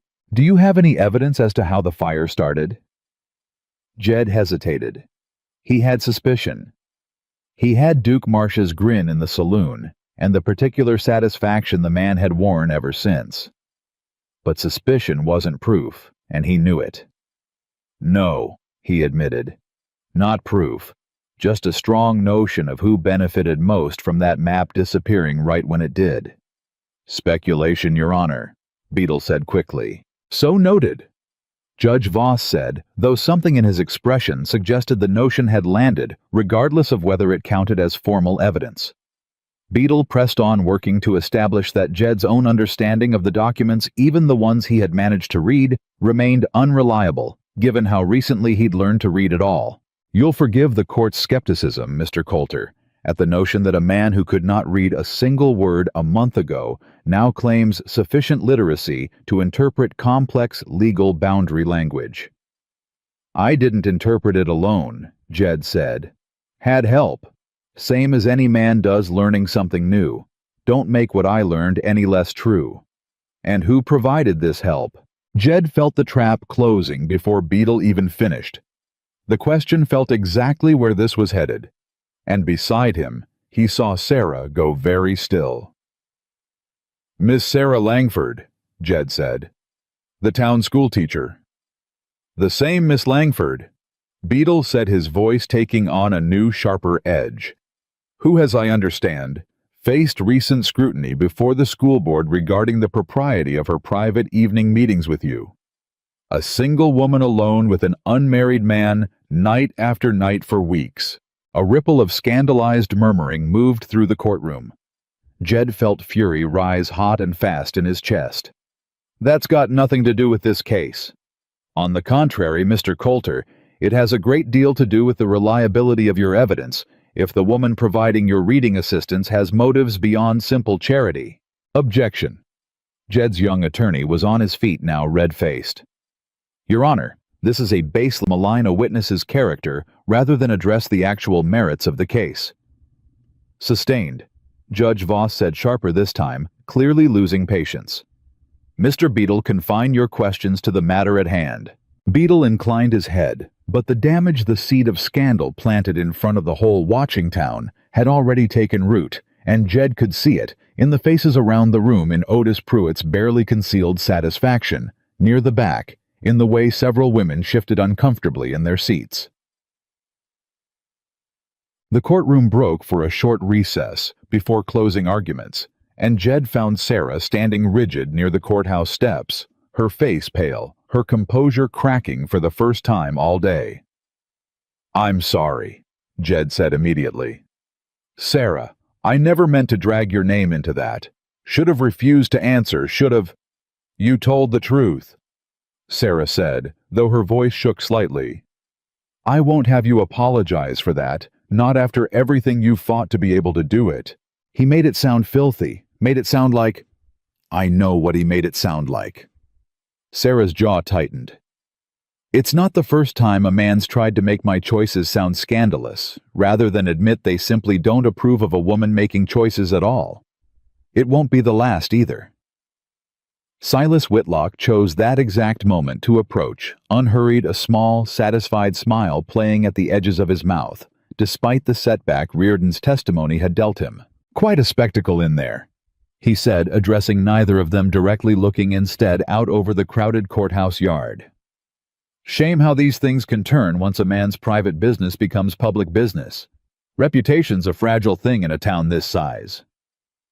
Say what you came to say, Whitlock, Jed said low. Simple enough. Withdraw your claim right now before closing arguments. I'll see to it. My lawyer softens his line of questioning about Miss Langford's associations. Save her whatever's left of her reputation in this town. Whitlock's eyes flicked toward Sarah, deliberate and cold.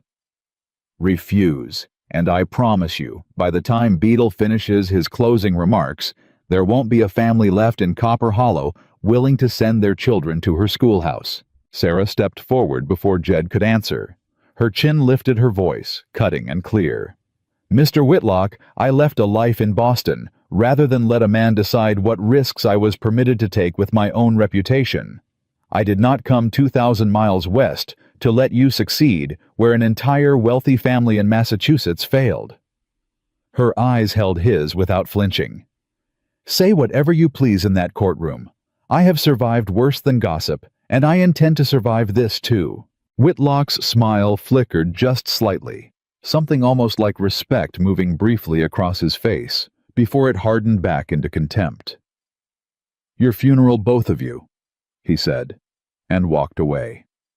The clerk's voice calling the court back into session cut through the tension like a blade, and Jed and Sarah returned to their seats, with the whole weight of the confrontation still sitting heavy between them. Closing arguments began with Beadle smooth and confident, despite the crack Reardon's testimony had put in his case, working hard to recast the old surveyor's notebook as questionable, insufficient, a single uncorroborated document against an entire formal survey filed and recognized by the county for 6 years running. Your Honor, he concluded, the court must decide between certainty and speculation, between a documented professional survey and a collection of aging memories, personal grudges, and one convenient notebook produced at the 11th hour by a witness with clear animosity toward my client.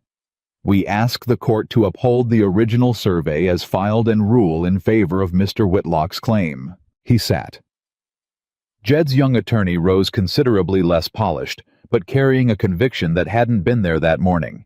Your Honor, this case has never truly been about paper versus memory, he said. It's been about which paper and whose memory deserves this court's trust.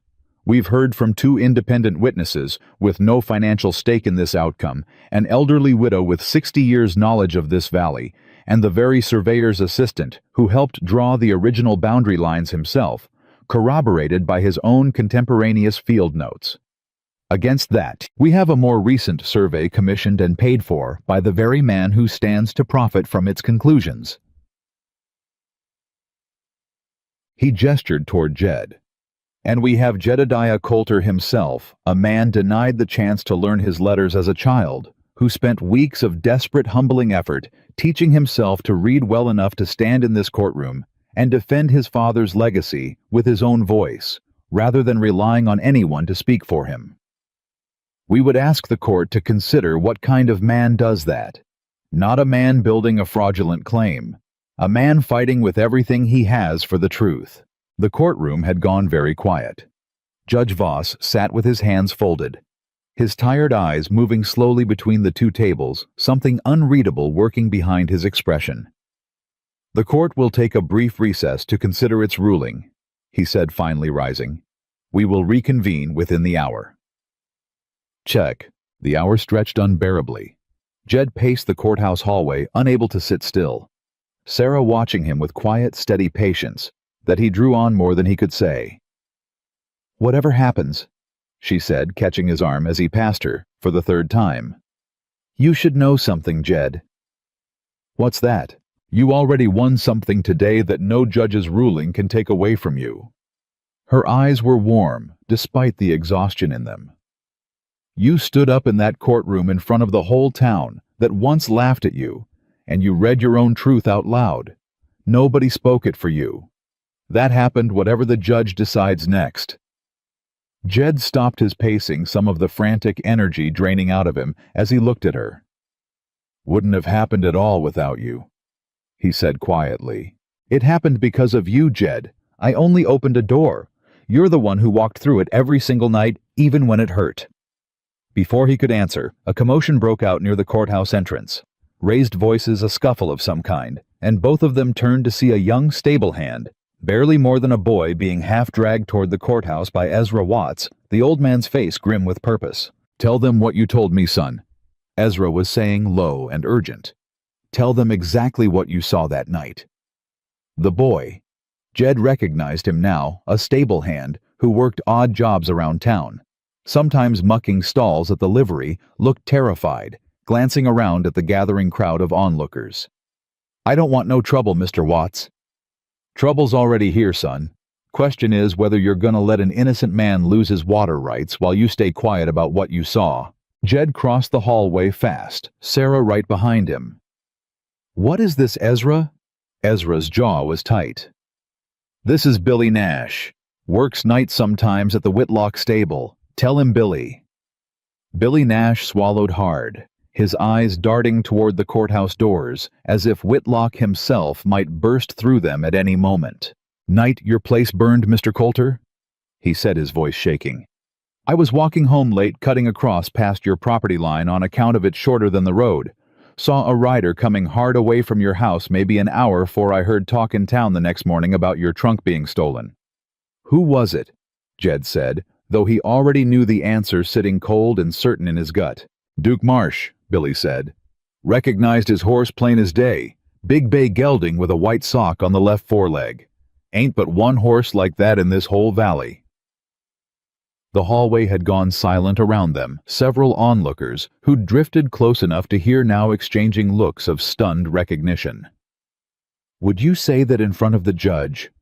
Sarah asked, her voice urgent. Billy hesitated, fear plain on his young face. "Mr. Whitlock's my employer, ma'am. Man like that finds out I testified against his foreman." "A man like that," Ezra said, cutting in gentle but firm, "has already shown this whole valley exactly what he's willing to do to win Son. Question you gotta ask yourself is whether you want to spend the rest of your life knowing you stayed quiet while it happened." Billy Nash stood there a long moment, visibly wrestling with himself, and then the clerk's voice rang out from inside the courtroom, calling everyone back for the judge's ruling. "Court's reconvening," the clerk announced. "All parties please return to your seats." They filed back into the courtroom, Jed's heart hammering with a fresh, sharper fear, now not just for the ruling about to come, but for whether Billy Nash would find the courage to follow them inside at all. Judge Voss took his seat, the room falling into a tense, expectant hush, every eye fixed on the tired, unreadable face at the front of the room. "Before I render my decision," Judge Voss began, his voice carrying a gravity that hadn't been there earlier that day, "I want to address something troubling that has come to my attention during this recess." A murmur rippled through the room. Jed felt his stomach drop, uncertain whether this boded well or disastrously.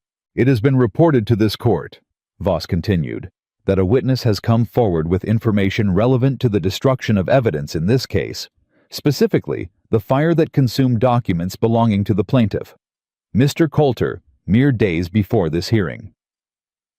Every eye in the courtroom swung toward the door, and there, standing hesitant and pale in the entrance, was Billy Nash, Ezra Watts's hand steady on his shoulder. "Your Honor," Ezra called out, "if the court will permit, this young man has testimony bearing directly on that matter." Cyrus Beadle was on his feet instantly. "Your Honor, this is highly irregular, introducing a new witness after closing arguments have already. This court," Judge Voss said, cutting him off with unexpected sharpness, "takes allegations of evidence tampering extremely seriously, Mr. Beadle, regardless of the procedural timing of their discovery. I will hear this witness." Silas Whitlock's face had gone rigid pale, his composure finally cracking entirely as Billy Nash was called forward, sworn in with trembling hands, and asked to repeat what he'd told Ezra Watts in the hallway. The boy's voice shook at first, but steadied as he spoke, the whole courtroom leaning forward to catch every word, the rider fleeing Coulter Ridge, the distinctive bay gelding with the white sock, the timing that matched exactly with the discovery of the fire the following morning. "Duke Marsh," Billy said, finally, the name landing like a stone dropped into still water. "I'd swear to it on anything you like, Your Honor. Wasn't no mistaking that horse." The courtroom erupted into noise, Judge Voss banging his gavel hard and through the chaos. Jed watched Silas Whitlock's face transform, the calm confidence of the morning entirely gone, now replaced by something cornered and furious, his eyes darting toward the door, as if calculating an escape that didn't exist. "Your Honor," Whitlock said, rising abruptly, his voice sharper than Jed had ever heard it. "I had no knowledge of any such action taken by my foreman. If Duke Marsh acted alone in some misguided attempt to—" "Sit down, Mr. Whitlock," Judge Voss said, his voice carrying a hard finality that silenced the entire room.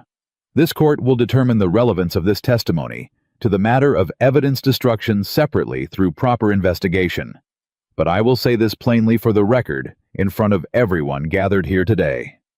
He paused, letting the silence stretch his tired eyes, settling directly on Whitlock's pale, furious face. "A pattern has emerged in this courtroom today that concerns me a great deal more than any dispute over creek boundaries," Voss said slowly. "A pattern of intimidation, of destroyed evidence appearing suspiciously timed to disadvantage the opposing party, of character attacks launched against witnesses whose only offense appears to be assisting a man in learning to read his own family's documents." He turned his gaze toward Jed, and something in the old judge's tired eyes had shifted entirely from where it had rested that morning. "Mr. Coulter," Voss said, "you have presented this court with sworn testimony from two independent, credible witnesses corroborated by contemporaneous physical evidence in the form of Mr. Riordan's original field notes.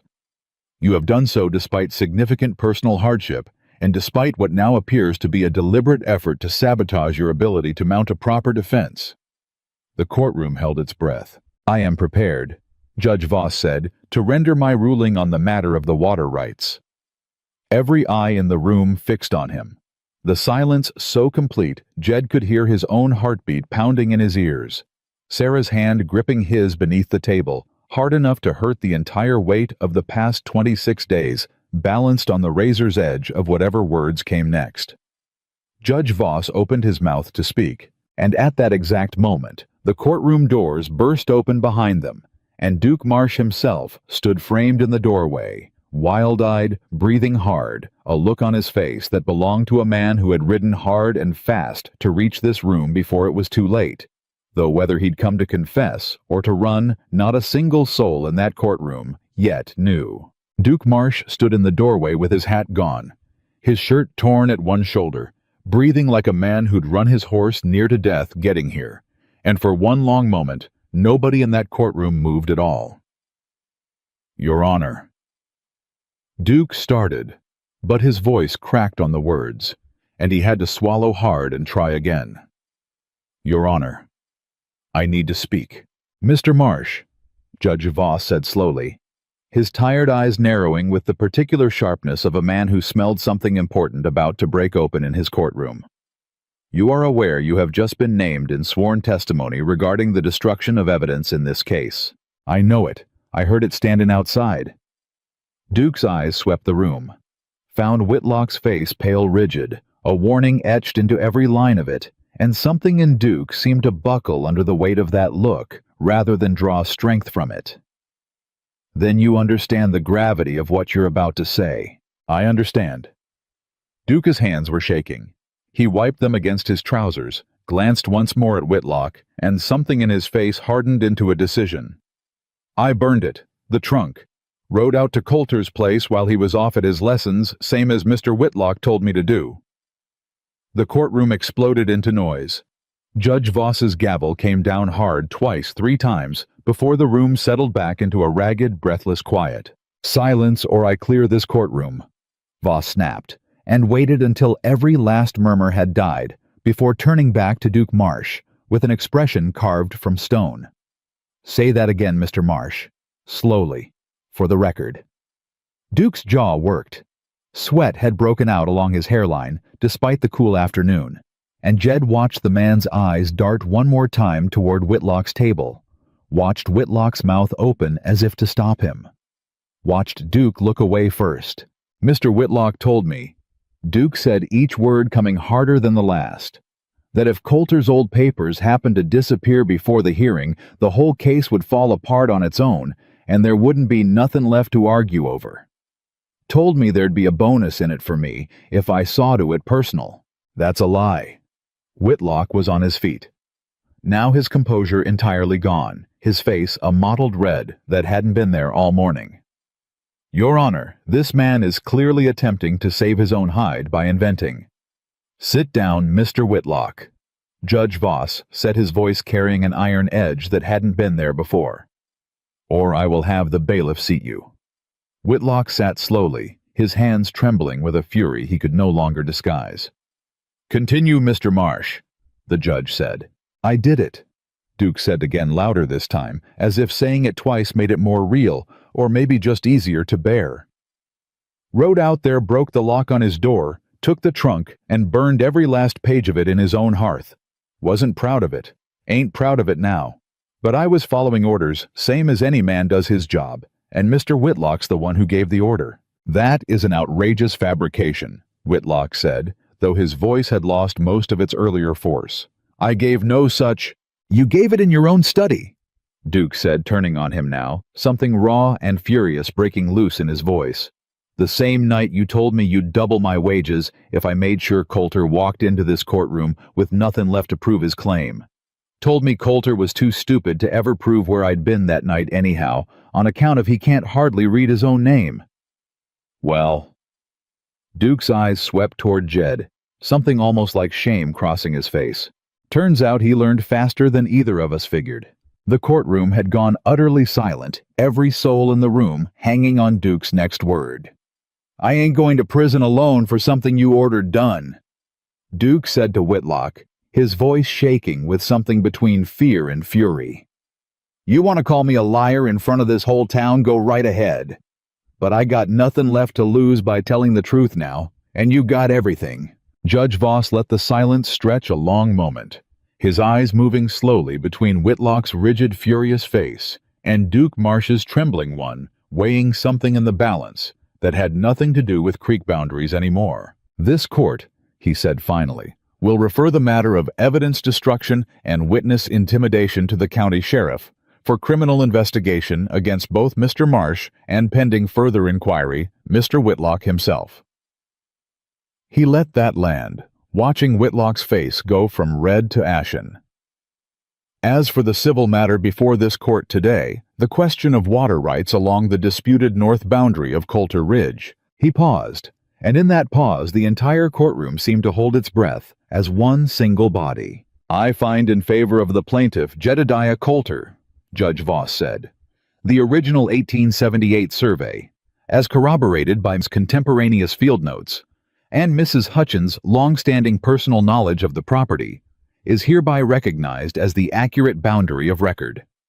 The more recent survey submitted by the defendant is found to be either mistaken or, given the evidence of tampering and intimidation presented today, deliberately falsified. The North Creek and its associated water rights remain the rightful property of the Coulter family now and going forward. The gavel came down once final and absolute, and the courtroom erupted not into the scandalized murmur of before, but into something closer to a roar.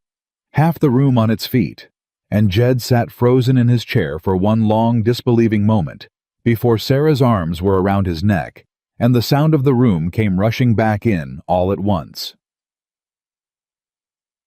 He didn't remember standing, didn't remember exactly how he ended up on his feet with Sarah's face buried against his shoulder and his own arms wrapped tight around her, the courtroom noise washing over them both like water breaking over a rock that had finally stopped fighting the current. "You did it," Sarah said, pulling back just enough to look at him, her eyes bright with tears she wasn't bothering to hide. "Jed, you did it." "We did it."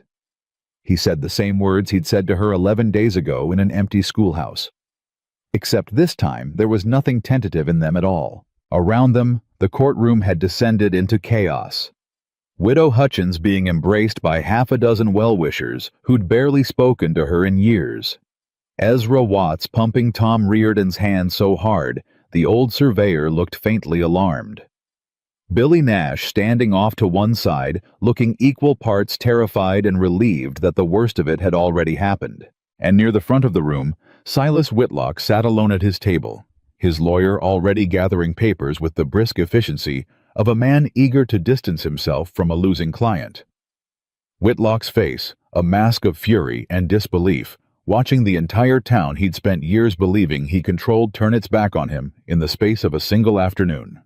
He caught Jed's eye across the room, and for one long moment neither man looked away. "This isn't finished, Coulter," Whitlock said low, though the words carried in the thinning crowd. "You think a courtroom ruling changes anything about how this valley really works? I've got money. I've got friends. This—" he gestured at the chaos around him. "This is a setback, nothing more." "Maybe so," Jed said, and something in his voice had a steadiness in it that hadn't existed a month earlier, a certainty that came from someplace deeper than the ruling itself. "But you lost something today you ain't getting back whatever money or friends you got left. This whole town just watched you get caught lying, cheating, and ordering a man to burn another family's legacy to the ground. Money don't buy that kind of thing back, Whitlock. Not in a town this size." Whitlock's jaw tightened, and for the first time since Jed had known him, the man had no smooth answer ready. "Sheriff will be wanting a word with you directly," Ezra Watts said, appearing at Jed's shoulder with unmistakable satisfaction. "Might want to save your breath for that conversation instead, Silas." Whitlock gathered what remained of his composure, straightened his coat with hands that weren't quite steady, and walked out of the courthouse without another word, the crowd parting around him, the way water parts around something it no longer trusts. The town didn't let go of the story easily. Copper Hollow ran on gossip the way it ran on rain and cattle prices, and by the following morning, there wasn't a soul within 10 miles who hadn't heard some version of what happened in that courtroom.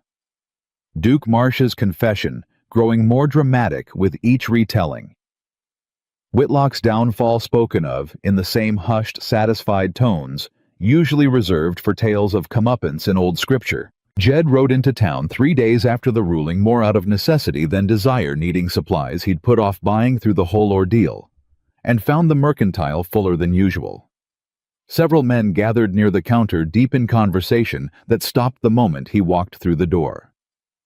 Otis Pruitt looked up from behind the counter, and for the first time since Jed had known him, the man's easy mocking grin was nowhere in sight.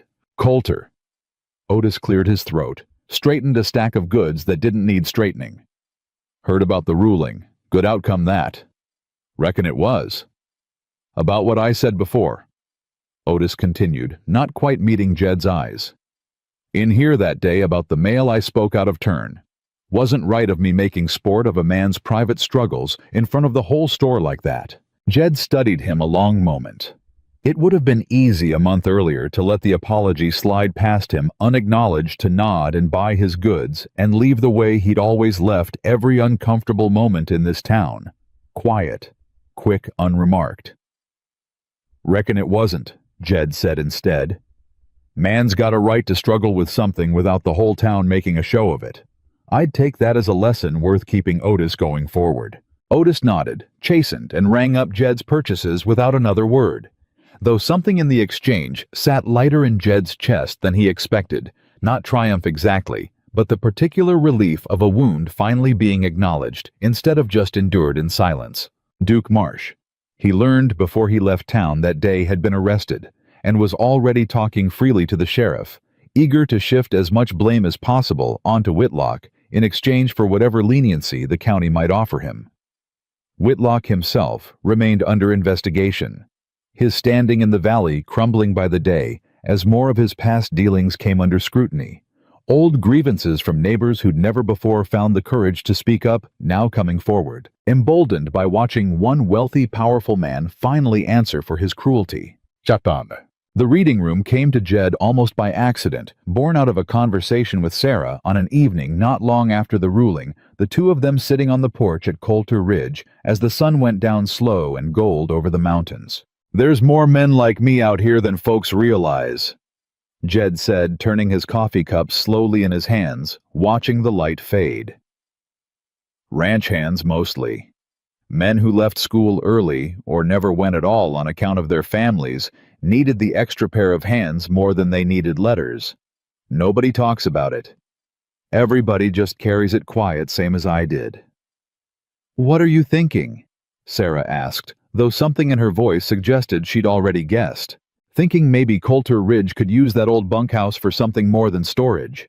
Thinking maybe there's men in this valley who'd come learn their letters of an evening same as I did, if they had a place to do it that didn't feel like a schoolroom full of children judging them for it. Sarah's face broke into something warm and unguarded. "You want to open a school, poem.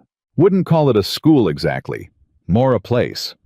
Somewhere a grown man could come learn without an audience, without shame hanging over every mistake he makes." Jed glanced at her, something almost shy in it, despite everything he'd already survived together with her. "Figured you might know a thing or two about how to run such a place, seeing as you're the one taught me everything I know." "I'd be honored," Sarah said, and meant it fully, her eyes bright in the fading light. "Though I imagine you'll want to teach some of it yourself, Jed. Nobody in this valley could speak to what that struggle feels like better than a man who's lived through it himself." Jed sat with that a long moment, something settling into place inside him that had been unsettled for 30 years. "Never thought of myself as somebody with anything to teach," he said quietly. "That's because for 30 years you were taught to believe you had nothing worth teaching," Sarah said. "That was never true, Jed. It's simply what the silence around you made you believe." The reading room opened 3 weeks later, modest and unremarkable from the outside. Just the old bunkhouse scrubbed clean and fitted with a few borrowed desks, and a shelf of primers Sarah had ordered special from Helena. But the first evening it opened, 6 grown men showed up, hats in their hands, uncertain and half ashamed, exactly as Jed himself had once been. He recognized every one of the expressions on their faces, the way they hovered near the door, unwilling to commit fully to walking inside. The way their eyes darted toward each other, silently checking whether anyone else looked as frightened as they felt. "Evenin'," Jed said, standing at the front of the small room, feeling the old familiar fear rise up, even now, even here in a space he himself had built. "Reckon most of you know why you're here, same as I once did. Ain't gonna pretend this is easy. It ain't. Took me the better part of a month learning enough to read my own father's deed well enough to save this ranch, and I still got plenty more to learn." He looked around the small circle of weathered, uncertain faces. "But I'll tell you what I learned past just letters," he continued. "I learned that not knowing something ain't the same as being stupid. I learned the men who mocked me for it were smaller men than they ever let on hiding their own fears behind somebody else's. And I learned that the hardest part of learning anything new ain't the learning itself. It's finding the courage to admit out loud in front of another living soul that you need help at all." Ranch hands near the back. A young man Jed recognized vaguely from the Hendricks spread shifted uncomfortably. "Ain't easy admitting that," the young man said quietly. "No, it ain't," Jed agreed. "But I promise you this. Every single evening you show up here, whatever shame you're carrying gets a little bit lighter. Took me 39 years to learn that lesson. Figured I'd save the rest of you some time." A few of the men managed small, uncertain smiles at that, and Sarah, watching from the doorway, felt something warm and proud swell in her chest as Jed guided the group toward the first desk, sat down beside the youngest and most frightened of them, and began patiently the same way she'd once begun with him. It was 2 weeks after the reading room opened that the letter arrived, a second letter from Boston. This one carrying a black-edged border that Sarah recognized before she'd even broken the seal, her stomach dropping with a dread that settled deep and immediate. She read it alone in the schoolhouse, her hands trembling, and by the time Jed arrived that evening for what had become their now familiar routine, she was still sitting at her desk, the letter open before her, her face pale and drawn. "Sarah." He crossed the room fast, kneeling beside her chair. "What's happened?" "My father." Her voice came out thin, distant. "He's the letters from my aunt, not Nathaniel this time. She says he's taken a serious turn. Says the doctors don't expect he has more than a few weeks left, if that." Jed's hand found hers, steady and warm. "I have to go," Sarah said, though something in her voice sounded uncertain, even as she said it. "Whatever's happened between us, whatever I said about never going back, I can't let him die without seeing him once more, even if he never forgave me for leaving." "Then you go," Jed said simply. "Ain't no question about that, Sarah. Man's your father, whatever else stands between you. The reading room, the school, you." Her eyes came up to his full of a grief that had nothing to do with logistics and everything to do with fear. "Jed, if I go back to Boston even for a short while, Nathaniel will be there. My father on his deathbed will likely beg me to reconsider the marriage to secure my future before he's gone. And I don't know if I have the strength to keep saying no to a dying man's last wish." Jed was quiet a long moment, absorbing that something tightening in his own chest at the thought of her walking back into that world, that life, that man who'd once called her an episode. "You go," he said finally, his voice steady, despite what it clearly cost him to say it. "And you say your goodbyes to your father, because that's a thing a person needs to do, and I won't ever ask you not to. But Sarah, you come back here because it's what you choose, not because anybody dying or not talks you into believing you owe them your whole life in exchange for loving you." Sarah's eyes filled, and she reached up to touch his face, something fierce and grateful moving across her features.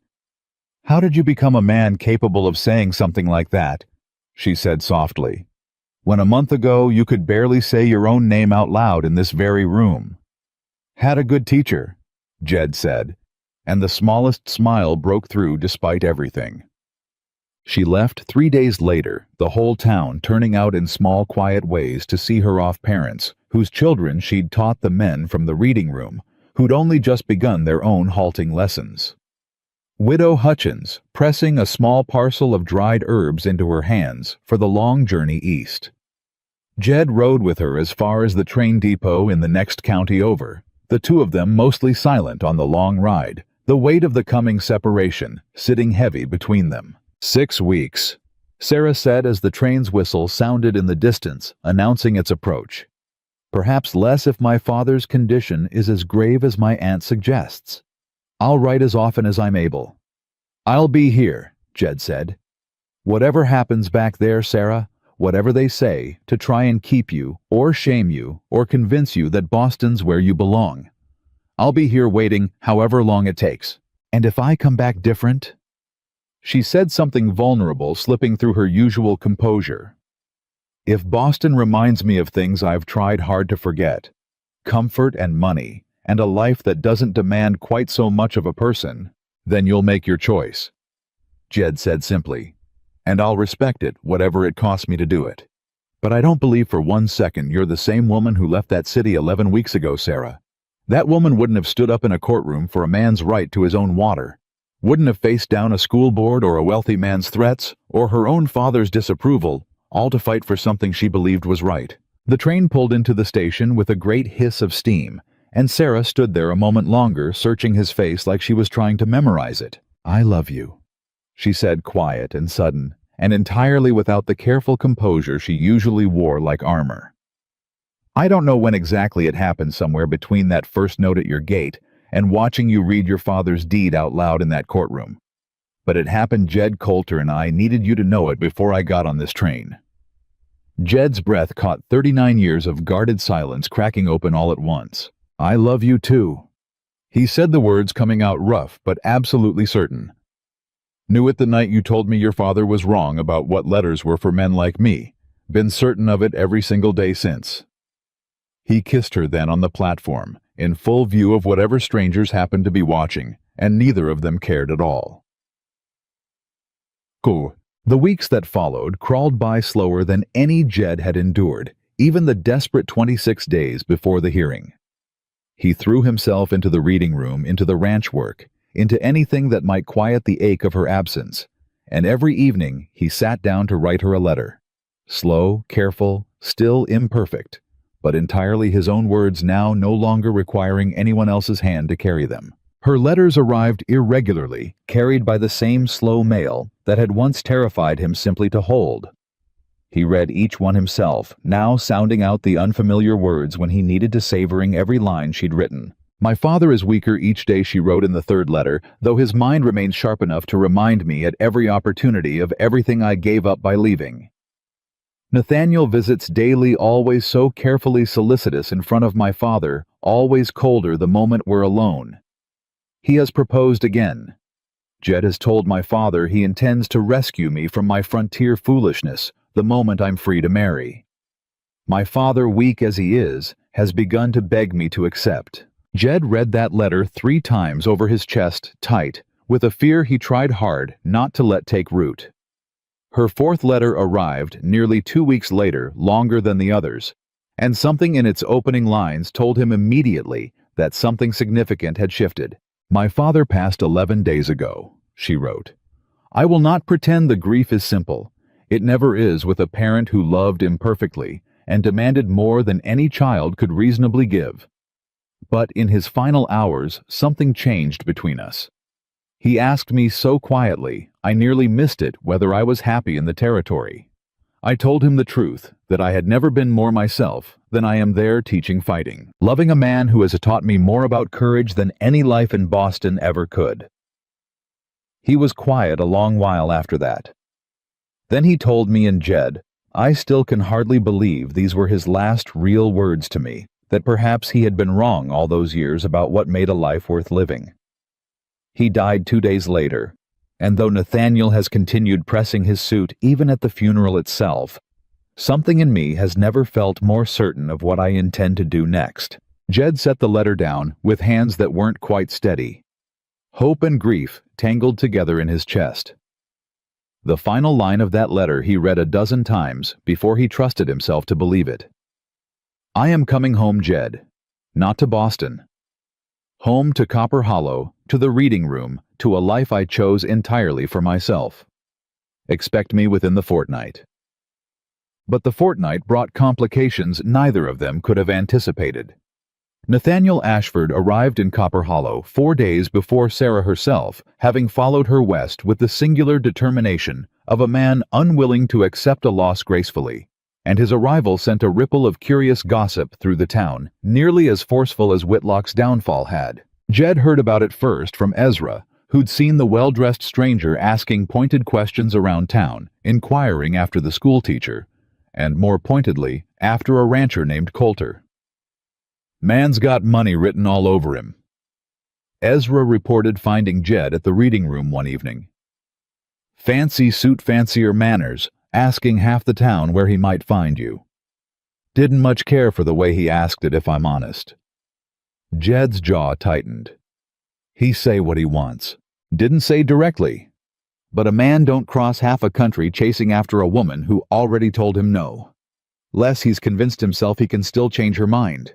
Nathaniel found Jed himself the following afternoon appearing at the edge of Coulter Ridge, which suggested he'd never once doubted his welcome, dressed in a manner entirely unsuited to the dust and heat of the territory, his expression carrying the particular condescension of a man who'd never had to work for anything he wanted. "Mr. Coulter, I presume?" Nathaniel didn't offer his hand.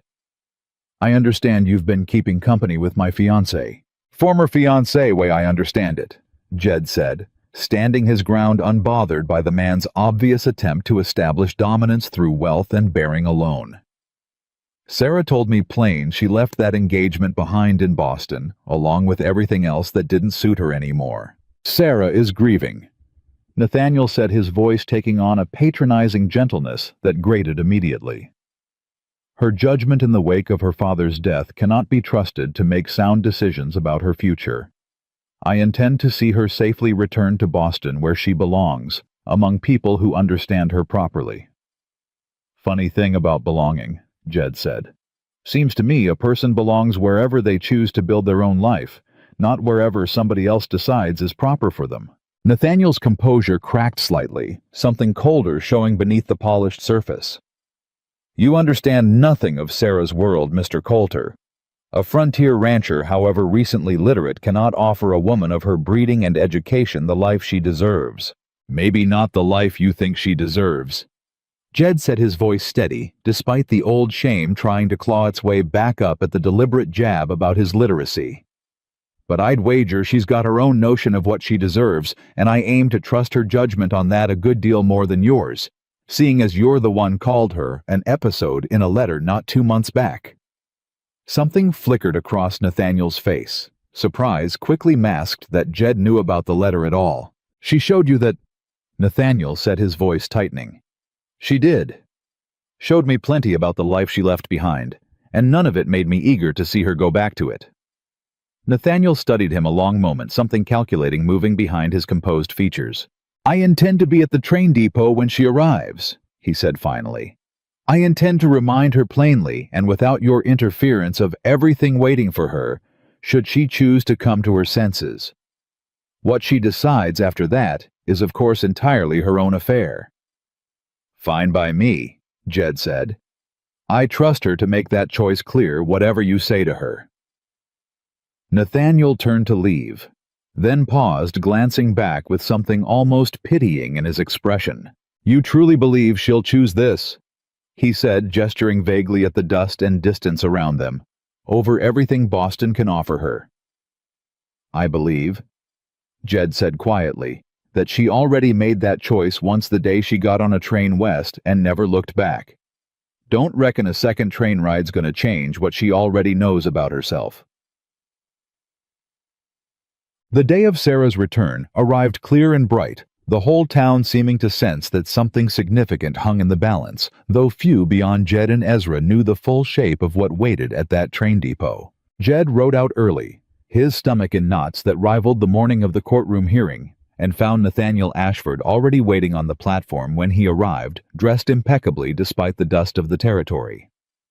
An expensive bouquet of hothouse flowers, clearly transported at considerable expense and difficulty, clutched in one gloved hand. Neither man spoke, as the minutes ticked past the tension between them, thick enough to cut, until finally the distant whistle of the approaching train broke the silence.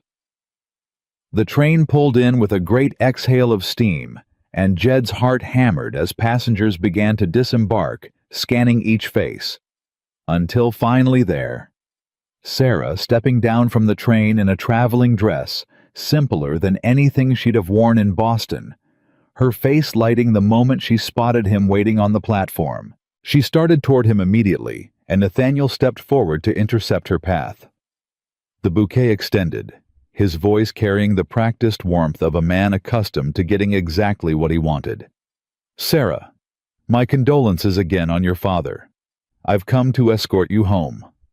Sarah stopped, looked at the flowers, looked at Nathaniel's carefully composed face, and something in her own expression hardened into a clarity that hadn't existed in her 11 weeks earlier. "Nathaniel."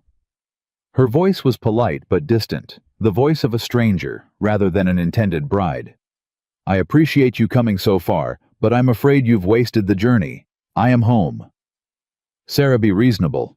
Your father's estate, your position in society, everything you were raised to expect from your life. My father's estate will be settled by his lawyers regardless of where I choose to live," Sarah said, cutting through his careful argument with a directness that visibly startled him. "My position in society died the moment I chose to teach children in a frontier schoolhouse rather than host dinner parties in Boston, and I have never once regretted that trade. And what I was raised to expect from my life, Nathaniel, was precisely the problem. A life chosen entirely by other people, on my behalf without ever once consulting what I might actually want." "And what is it you want?" Nathaniel said, his composure finally slipping into something sharper. "A rancher who only recently learned to read. A life of dust and poverty in the middle of nowhere. I want a man." Sarah said, her eyes moving past Nathaniel to find Jed's waiting gaze. "Who fought through weeks of shame and fear to learn something the world told him he was too old, too foolish, too broken to ever accomplish. I want a man who stood in a courtroom and read his own father's words aloud, rather than let anyone else speak for him. I want a man who never once in all these months tried to convince me my mind or my choices were too delicate to be trusted." She looked back at Nathaniel, something almost gentle in her refusal now that the certainty had fully settled. "I am sorry for the pain this causes you, Nathaniel. I do not say any of this to be cruel, but I will not spend one more moment of my life pretending I might still choose the path you want for me. That woman left Boston 11 weeks ago, and she is not coming back." Nathaniel stood there a long moment, the bouquet still extended, uncertain. Now what to do with it, his careful composure entirely dismantled. "You'll regret this," he said finally, though the words carried more desperation than conviction. "Frontier life will wear you down eventually, Sarah. It always does for women like you." "Perhaps," Sarah said. "But it will be my regret to bear born of my own choice, rather than a lifetime of comfort I never actually wanted." She stepped past him, then crossing the platform to where Jed stood waiting, and neither of them looked back to see whether Nathaniel remained standing there or found his own way toward the return train. "You came back," Jed said when she finally stood in front of him close enough to touch. "I told you I would. Feared that might change once you were back among all that comfort. Fancy houses, fancy manners, a man offering you a whole different kind of life." Sarah reached up, touched his face the way she had on the platform months of separation ago, her eyes bright and certain. "I have spent my whole life," she said softly, "surrounded by people who mistook comfort for happiness and wealth for worth. It took leaving all of it behind to understand the difference.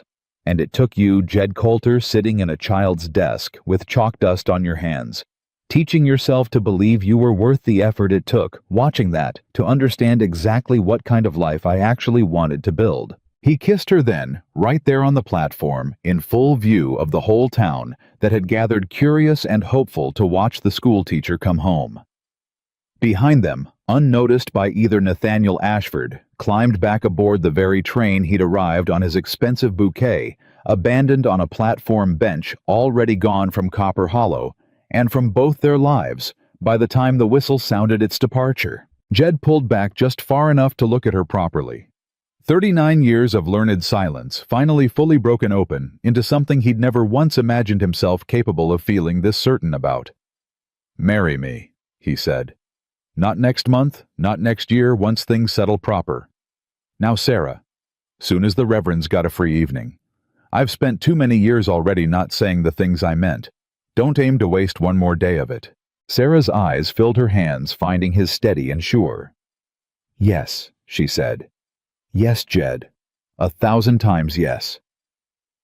The news moved through Copper Hollow faster than any fire ever could, and by the following morning, half the town seemed to already know that Jedediah Coulter and Sarah Langford intended to marry before the month was out. Otis Pruitt, to his credit, said nothing mocking about it this time. He simply nodded when Jed came in for supplies and set aside a bolt of good blue cloth he thought Sarah might favor refusing payment for it with a gruffness that passed in Otis's limited vocabulary for an apology still being paid off in installments. "Widow already talking about baking." Ezra reported grinning wide as he helped Jed muck out the stalls that afternoon, an errand that had become an excuse for conversation more than actual work. "Woman hasn't been that stirred up since her granddaughter's wedding. Says she means to make enough pie to feed the whole valley twice over. Ain't asked her to do any such thing. Didn't need asking, son. This whole town's been starving for something good to celebrate after all the ugliness with Whitlock. You and Miss Langford, you're about the best excuse for joy this valley's had in years." Jed paused his work, leaning on the pitchfork a moment. Something warm and unfamiliar settling in his chest at the thought not just of marrying Sarah, though that alone still struck him breathless most mornings when he woke and remembered it was true, but of being for once in his life a source of something good in this town, rather than an object of its quiet cruelty. "Never thought I'd live to see the day this valley celebrated anything on my account," he said. "Times change, Jed, mostly on account of men brave enough to change first." Ezra clapped him on the shoulder. "You go on and see the Reverend. Man's been asking after you since word got round." Reverend Hale received them in his small study behind the church, the same church where Jed had once fled mid-service, rather than admit he couldn't read a single verse. And something about sitting there now, Sarah's hand in his, felt like closing a circle that had been left open far too long. "I'll not pretend I haven't heard the talk," Reverend Hale said, settling into his chair with the careful diplomacy of a man accustomed to navigating a small town's opinions. "Some in this congregation still whisper about propriety about a courtship that began with evening lessons behind closed doors." Sarah's spine straightened, old defensiveness rising fast, but Jed's hand found hers before she could speak. "Let them whisper," Jed said, steady and unbothered in a way that would have been impossible for him a few months earlier. "We got nothing to hide from Reverend. Everything that happened between us happened in the open, whatever folks choose to imagine otherwise. I'd stand up in front of this whole congregation and say so plain if that's what's needed." Reverend Hale studied him a long moment, something like respect moving across his weathered face. "Won't be necessary," the Reverend said finally. "I've watched this town's opinion of you shift a great deal these past months, Jedediah. Watched you walk into that schoolhouse ashamed and walk out of a courtroom with your head held high. A man doesn't make that journey without real substance behind it." He smiled, warm now genuine. "I'd be honored to marry the two of you. Might I suggest 3 weeks from Sunday? Gives the town proper time to prepare and gives you both a chance to breathe after everything you've weathered this past season." 3 weeks sounds a lifetime, Jed admitted, "but I reckon we've waited longer for worse things."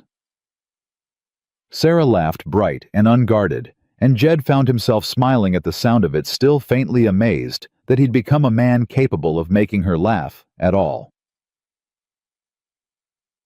The trouble, when it came, arrived exactly 9 days before the wedding in the form of a formal letter delivered by the county sheriff himself, carrying news that landed like a fresh blow to a wound Jed had thought fully healed. Duke Marsh's testimonies led to a deeper look into the Whitlock estate's old records. The sheriff explained, standing awkward in Jed's yard, clearly uncomfortable, delivering news he knew wouldn't be welcome. "Found something in the process that concerns your property directly, Coulter. Figured you'd best hear it from me before Whitlock's lawyer tries using it against you." "What kind of something?" "Old debt record. Says your father borrowed against a portion of Coulter Ridge back in '71 from Whitlock's own father, old Josiah Whitlock.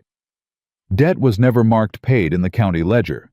If it's legitimate and unpaid, it could give the Whitlock estate a legal claim on a portion of your land, including, potentially, The very water rights you just won back." Jed's stomach dropped straight through the floor. That can't be right. My father never borrowed a thing from any Whitlock, living or dead. Man would have sooner starved. Might be true. Might also be a forgery cooked up quick by Whitlock's lawyer, desperate for any last angle to salvage something out of this whole mess, before formal charges close in on him for good. The sheriff's face was grim. Either way, it's filed with the county now. And there's a hearing set to review it 6 days from today, Coulter, 3 days before your wedding if the date holds. Jed stood in his own yard, the ground he'd just fought so hard to secure, suddenly uncertain beneath his feet all over again, old fear and new fury tangling together in his chest. He found Sarah at the schoolhouse that evening and told her everything. Watching her face shift from shock to a hard-focused determination he'd come to recognize as her particular way of meeting trouble head-on rather than flinching from it. "Another paper," she said quietly. "Whitlock's spent this whole fight trying to bury you in documents you couldn't read. Seems fitting he'd try one more time even with everything already crumbling around him. Except this time," Jed said, something steady settling into his voice, despite the fear still churning underneath. "I can read every word of whatever they put in front of me.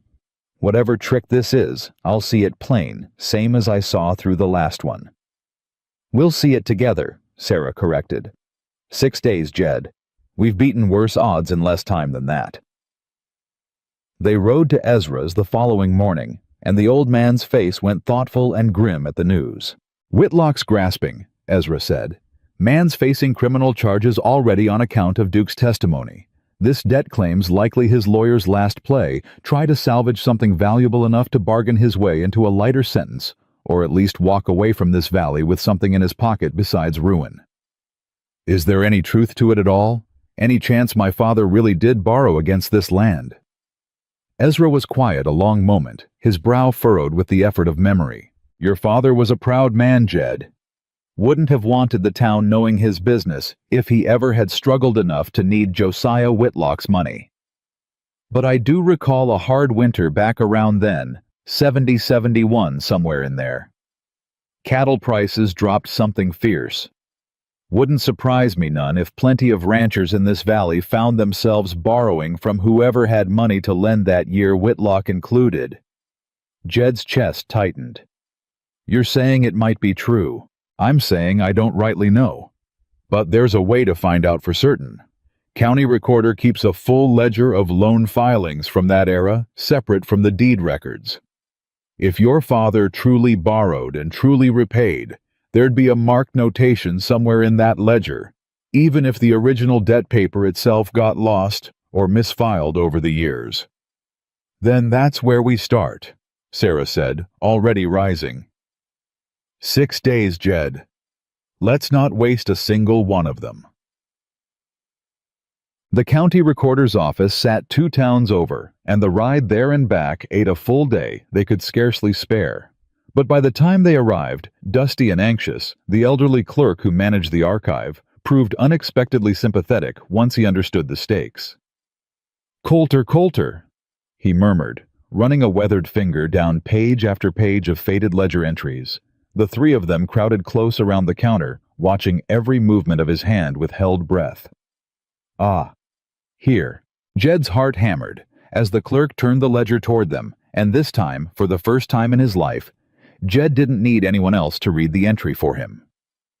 Amos Coulter loan of $340 secured against North Pasture acreage, dated March 1871. Repaid in full October 1873. Notation: paid witnessed by county clerk. Repaid. Jed said, his voice cracking with disbelief and relief tangled together. Paid in full near 60 years, no near a full decade before I was even old enough to understand what debt meant. There it is, plain as day, the clerk confirmed, tapping the entry. Any claim suggesting this debt remains outstanding would be directly contradicted by the county's own official record. I'd be glad to provide a certified copy for your hearing if it helps your case any. It helps a great deal, Sarah said, relief flooding her voice. Thank you, truly. They rode back to Copper Hollow well after dark, Exhausted but triumphant Jed, clutching the certified copy of the ledger entry like it might vanish if he loosened his grip even slightly. The hearing, when it came, proved almost anticlimactic compared to the desperate scramble that had preceded it. Whitlock's lawyer, a different man this time, hastily retained, clearly aware his client's reputation and resources had crumbled too far for Cyrus Beadle to bother returning, presented the forged debt document with visibly diminished confidence. Jed's young attorney, considerably more assured now after their previous victory, simply produced the certified county ledger entry, and the presiding official, not Judge Vime, but a county magistrate handling the smaller claim, dismissed the matter within the hour, noting for the record his suspicion that the debt document itself bore signs of recent forgery, a suspicion that would only add further weight to the criminal case already building against Silas Whitlock. "Man's finished," Ezra said with satisfaction as they left the courthouse for what Jed sincerely hoped was the final time. Word is, the county's set to formally charge him within the week. Evidence tampering, witness intimidation, now attempted fraud on top of it. Even his money won't buy him clear of all that. Jed felt something loosen in his chest that had been coiled tight since the sheriff first delivered that unsettling news 9 days earlier. 3 days, he said, looking at Sarah, disbelief and joy finally allowed to surface fully now that the last obstacle had crumbled behind them. 3 days, and no more papers standing between us and Sunday. But paper, it seemed, wasn't quite finished testing them yet, though this time the document that arrived carried an entirely different weight. The letter came from Boston, addressed to Sarah, in the careful hand of a lawyer's clerk, and she opened it at the schoolhouse desk with hands that trembled slightly, old grief and old fear resurfacing at the sight of the familiar formal script. She read it in silence, her face shifting through several emotions Jed couldn't quite name, and when she finally looked up, her eyes were wet. "My father's will," she said, formally read and finalized.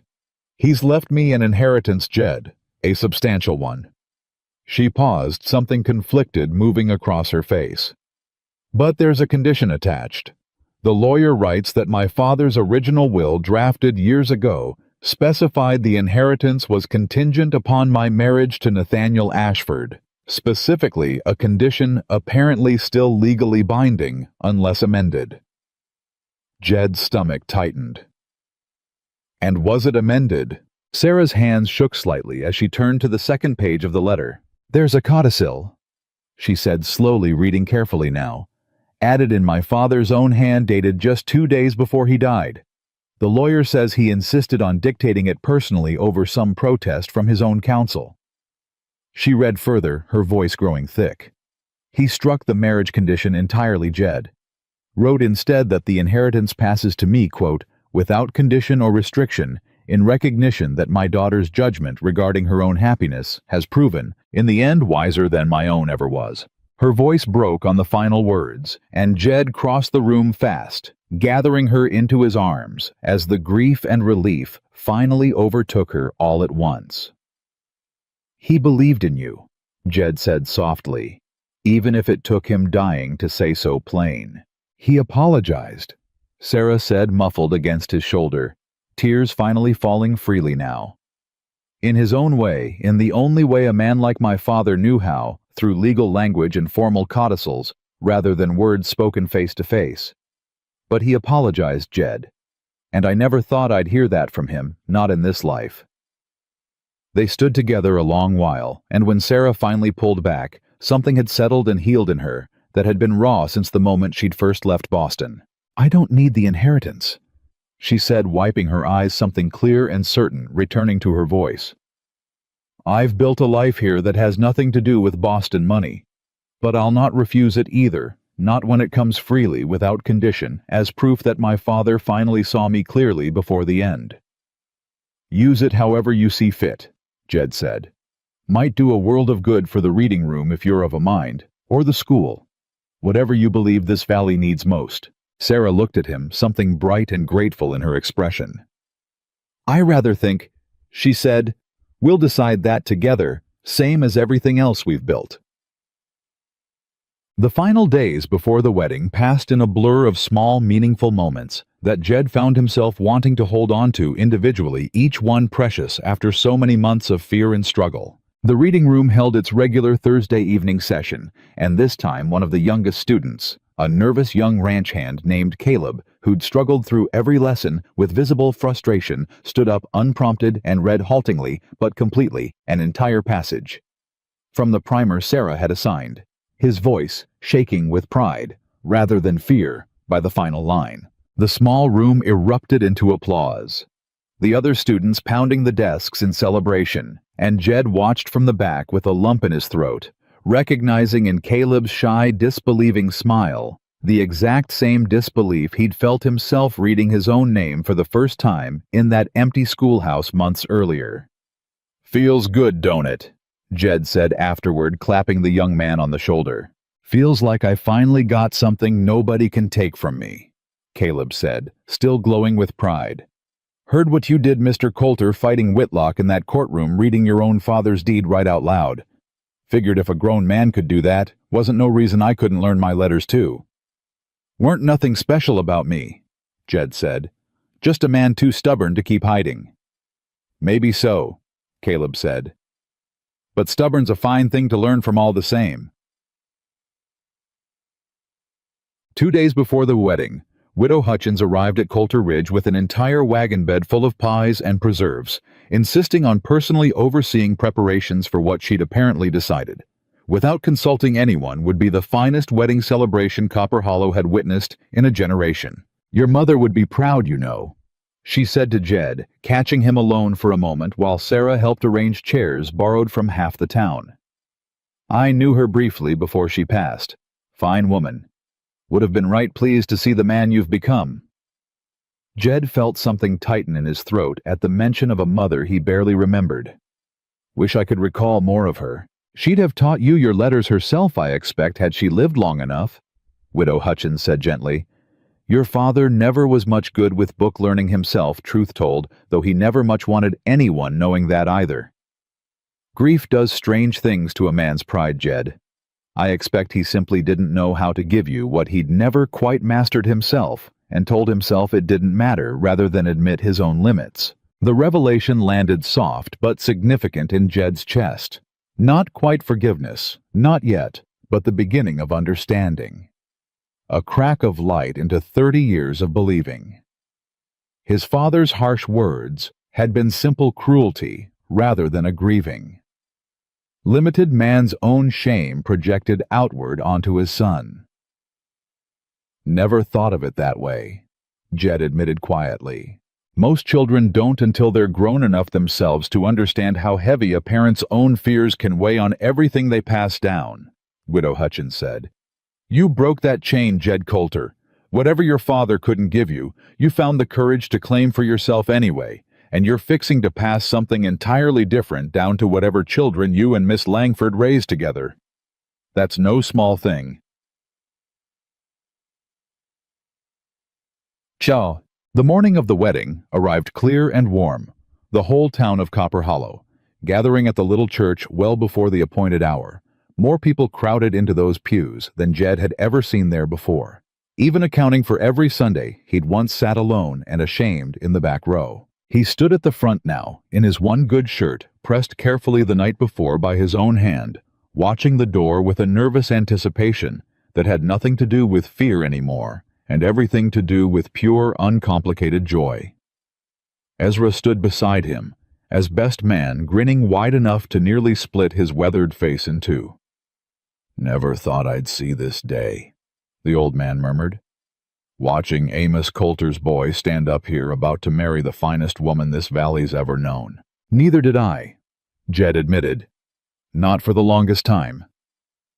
The music started Widow Hutchins herself at an old piano dragged specially into the church for the occasion, and the doors opened, and Sarah stepped through them in a simple blue dress that Jed would remember for the rest of his life as the most beautiful thing he'd ever seen, her face radiant, her eyes finding his immediately, and holding there the entire slow walk up the aisle. Reverend Hale's ceremony was simple and heartfelt, and when the moment came for vows, Jed reached into his coat pocket and drew out a folded piece of paper. His hands steady, despite the weight of what it represented. "I wrote something down," he said, his voice carrying clear through the hushed church. "First time in my life I ever wrote my own vows on paper, instead of just carrying words around in my head, afraid to trust them to anything permanent. Figured this occasion deserved better than that." He unfolded the paper carefully and began to read. His voice steady, his letters still imperfect, still bearing the careful, deliberate shape of a man who'd learned them late, carrying every word exactly as he'd intended them. Sarah Langford. "6 months ago, I couldn't read my own name, and I believed deep down that meant something true and permanent about what I... You never once let me believe that lie, not for a single evening we sat together in that schoolhouse. You taught me my letters, but more than that, you taught me that a man's worth ain't measured by what he lacks, but by the courage he's got to change it. I promise you, standing here today, that I will spend every day of the rest of my life proving myself worthy of the faith you had in me, before I had any faith in myself. I promise to keep learning alongside you, whatever comes, letters, or love, or whatever hard lessons life's still got waiting for us. And I promise you'll never again have to fight alone for anything, not while I've got breath left in me to stand beside you." The church had gone entirely silent, half the congregation wiping at their eyes, and Sarah stood before him with tears streaming freely down her face, unashamed, radiant with a joy that needed no further words to explain itself. "Jed Coulter," she said, her own voice thick with emotion. "I came to this valley believing I was running from a life that didn't fit me, searching for something I couldn't yet name. I found it in you, not a rescue, not a man who needed saving, but a partner brave enough to fight for his own worth, and generous enough to teach that same courage to every soul in this valley who needed it. I promise to keep believing in you on the days you struggle to believe in yourself. I promise to keep fighting beside you whatever comes. And I promise that wherever we build our life together, it will always be a place where courage matters more than what a person lacks." Reverend Hale, his own eyes suspiciously bright, pronounced them husband and wife, and the church erupted into joyful noise, the whole congregation rising as one, and Jed kissed his wife for the first time in front of the entire town that had once mocked him, now celebrating him without a single trace of the old cruelty that had once defined so much of his life here.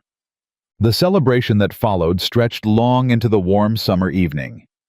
Tables set up outside the church, groaning under the weight of Widow Hutchins' pies, and half the valley's contributed dishes, fiddles and laughter carrying across Copper Hollow, in a way that felt to Jed like the whole town finally exhaling after months of tension and fear. He found himself at one point standing near the edge of the celebration, with Ezra watching Sarah laugh with a cluster of well-wishers, still hardly able to believe the life unfolding in front of him. "Sheriff came by this afternoon before the ceremony," Ezra said quietly when they had a private moment.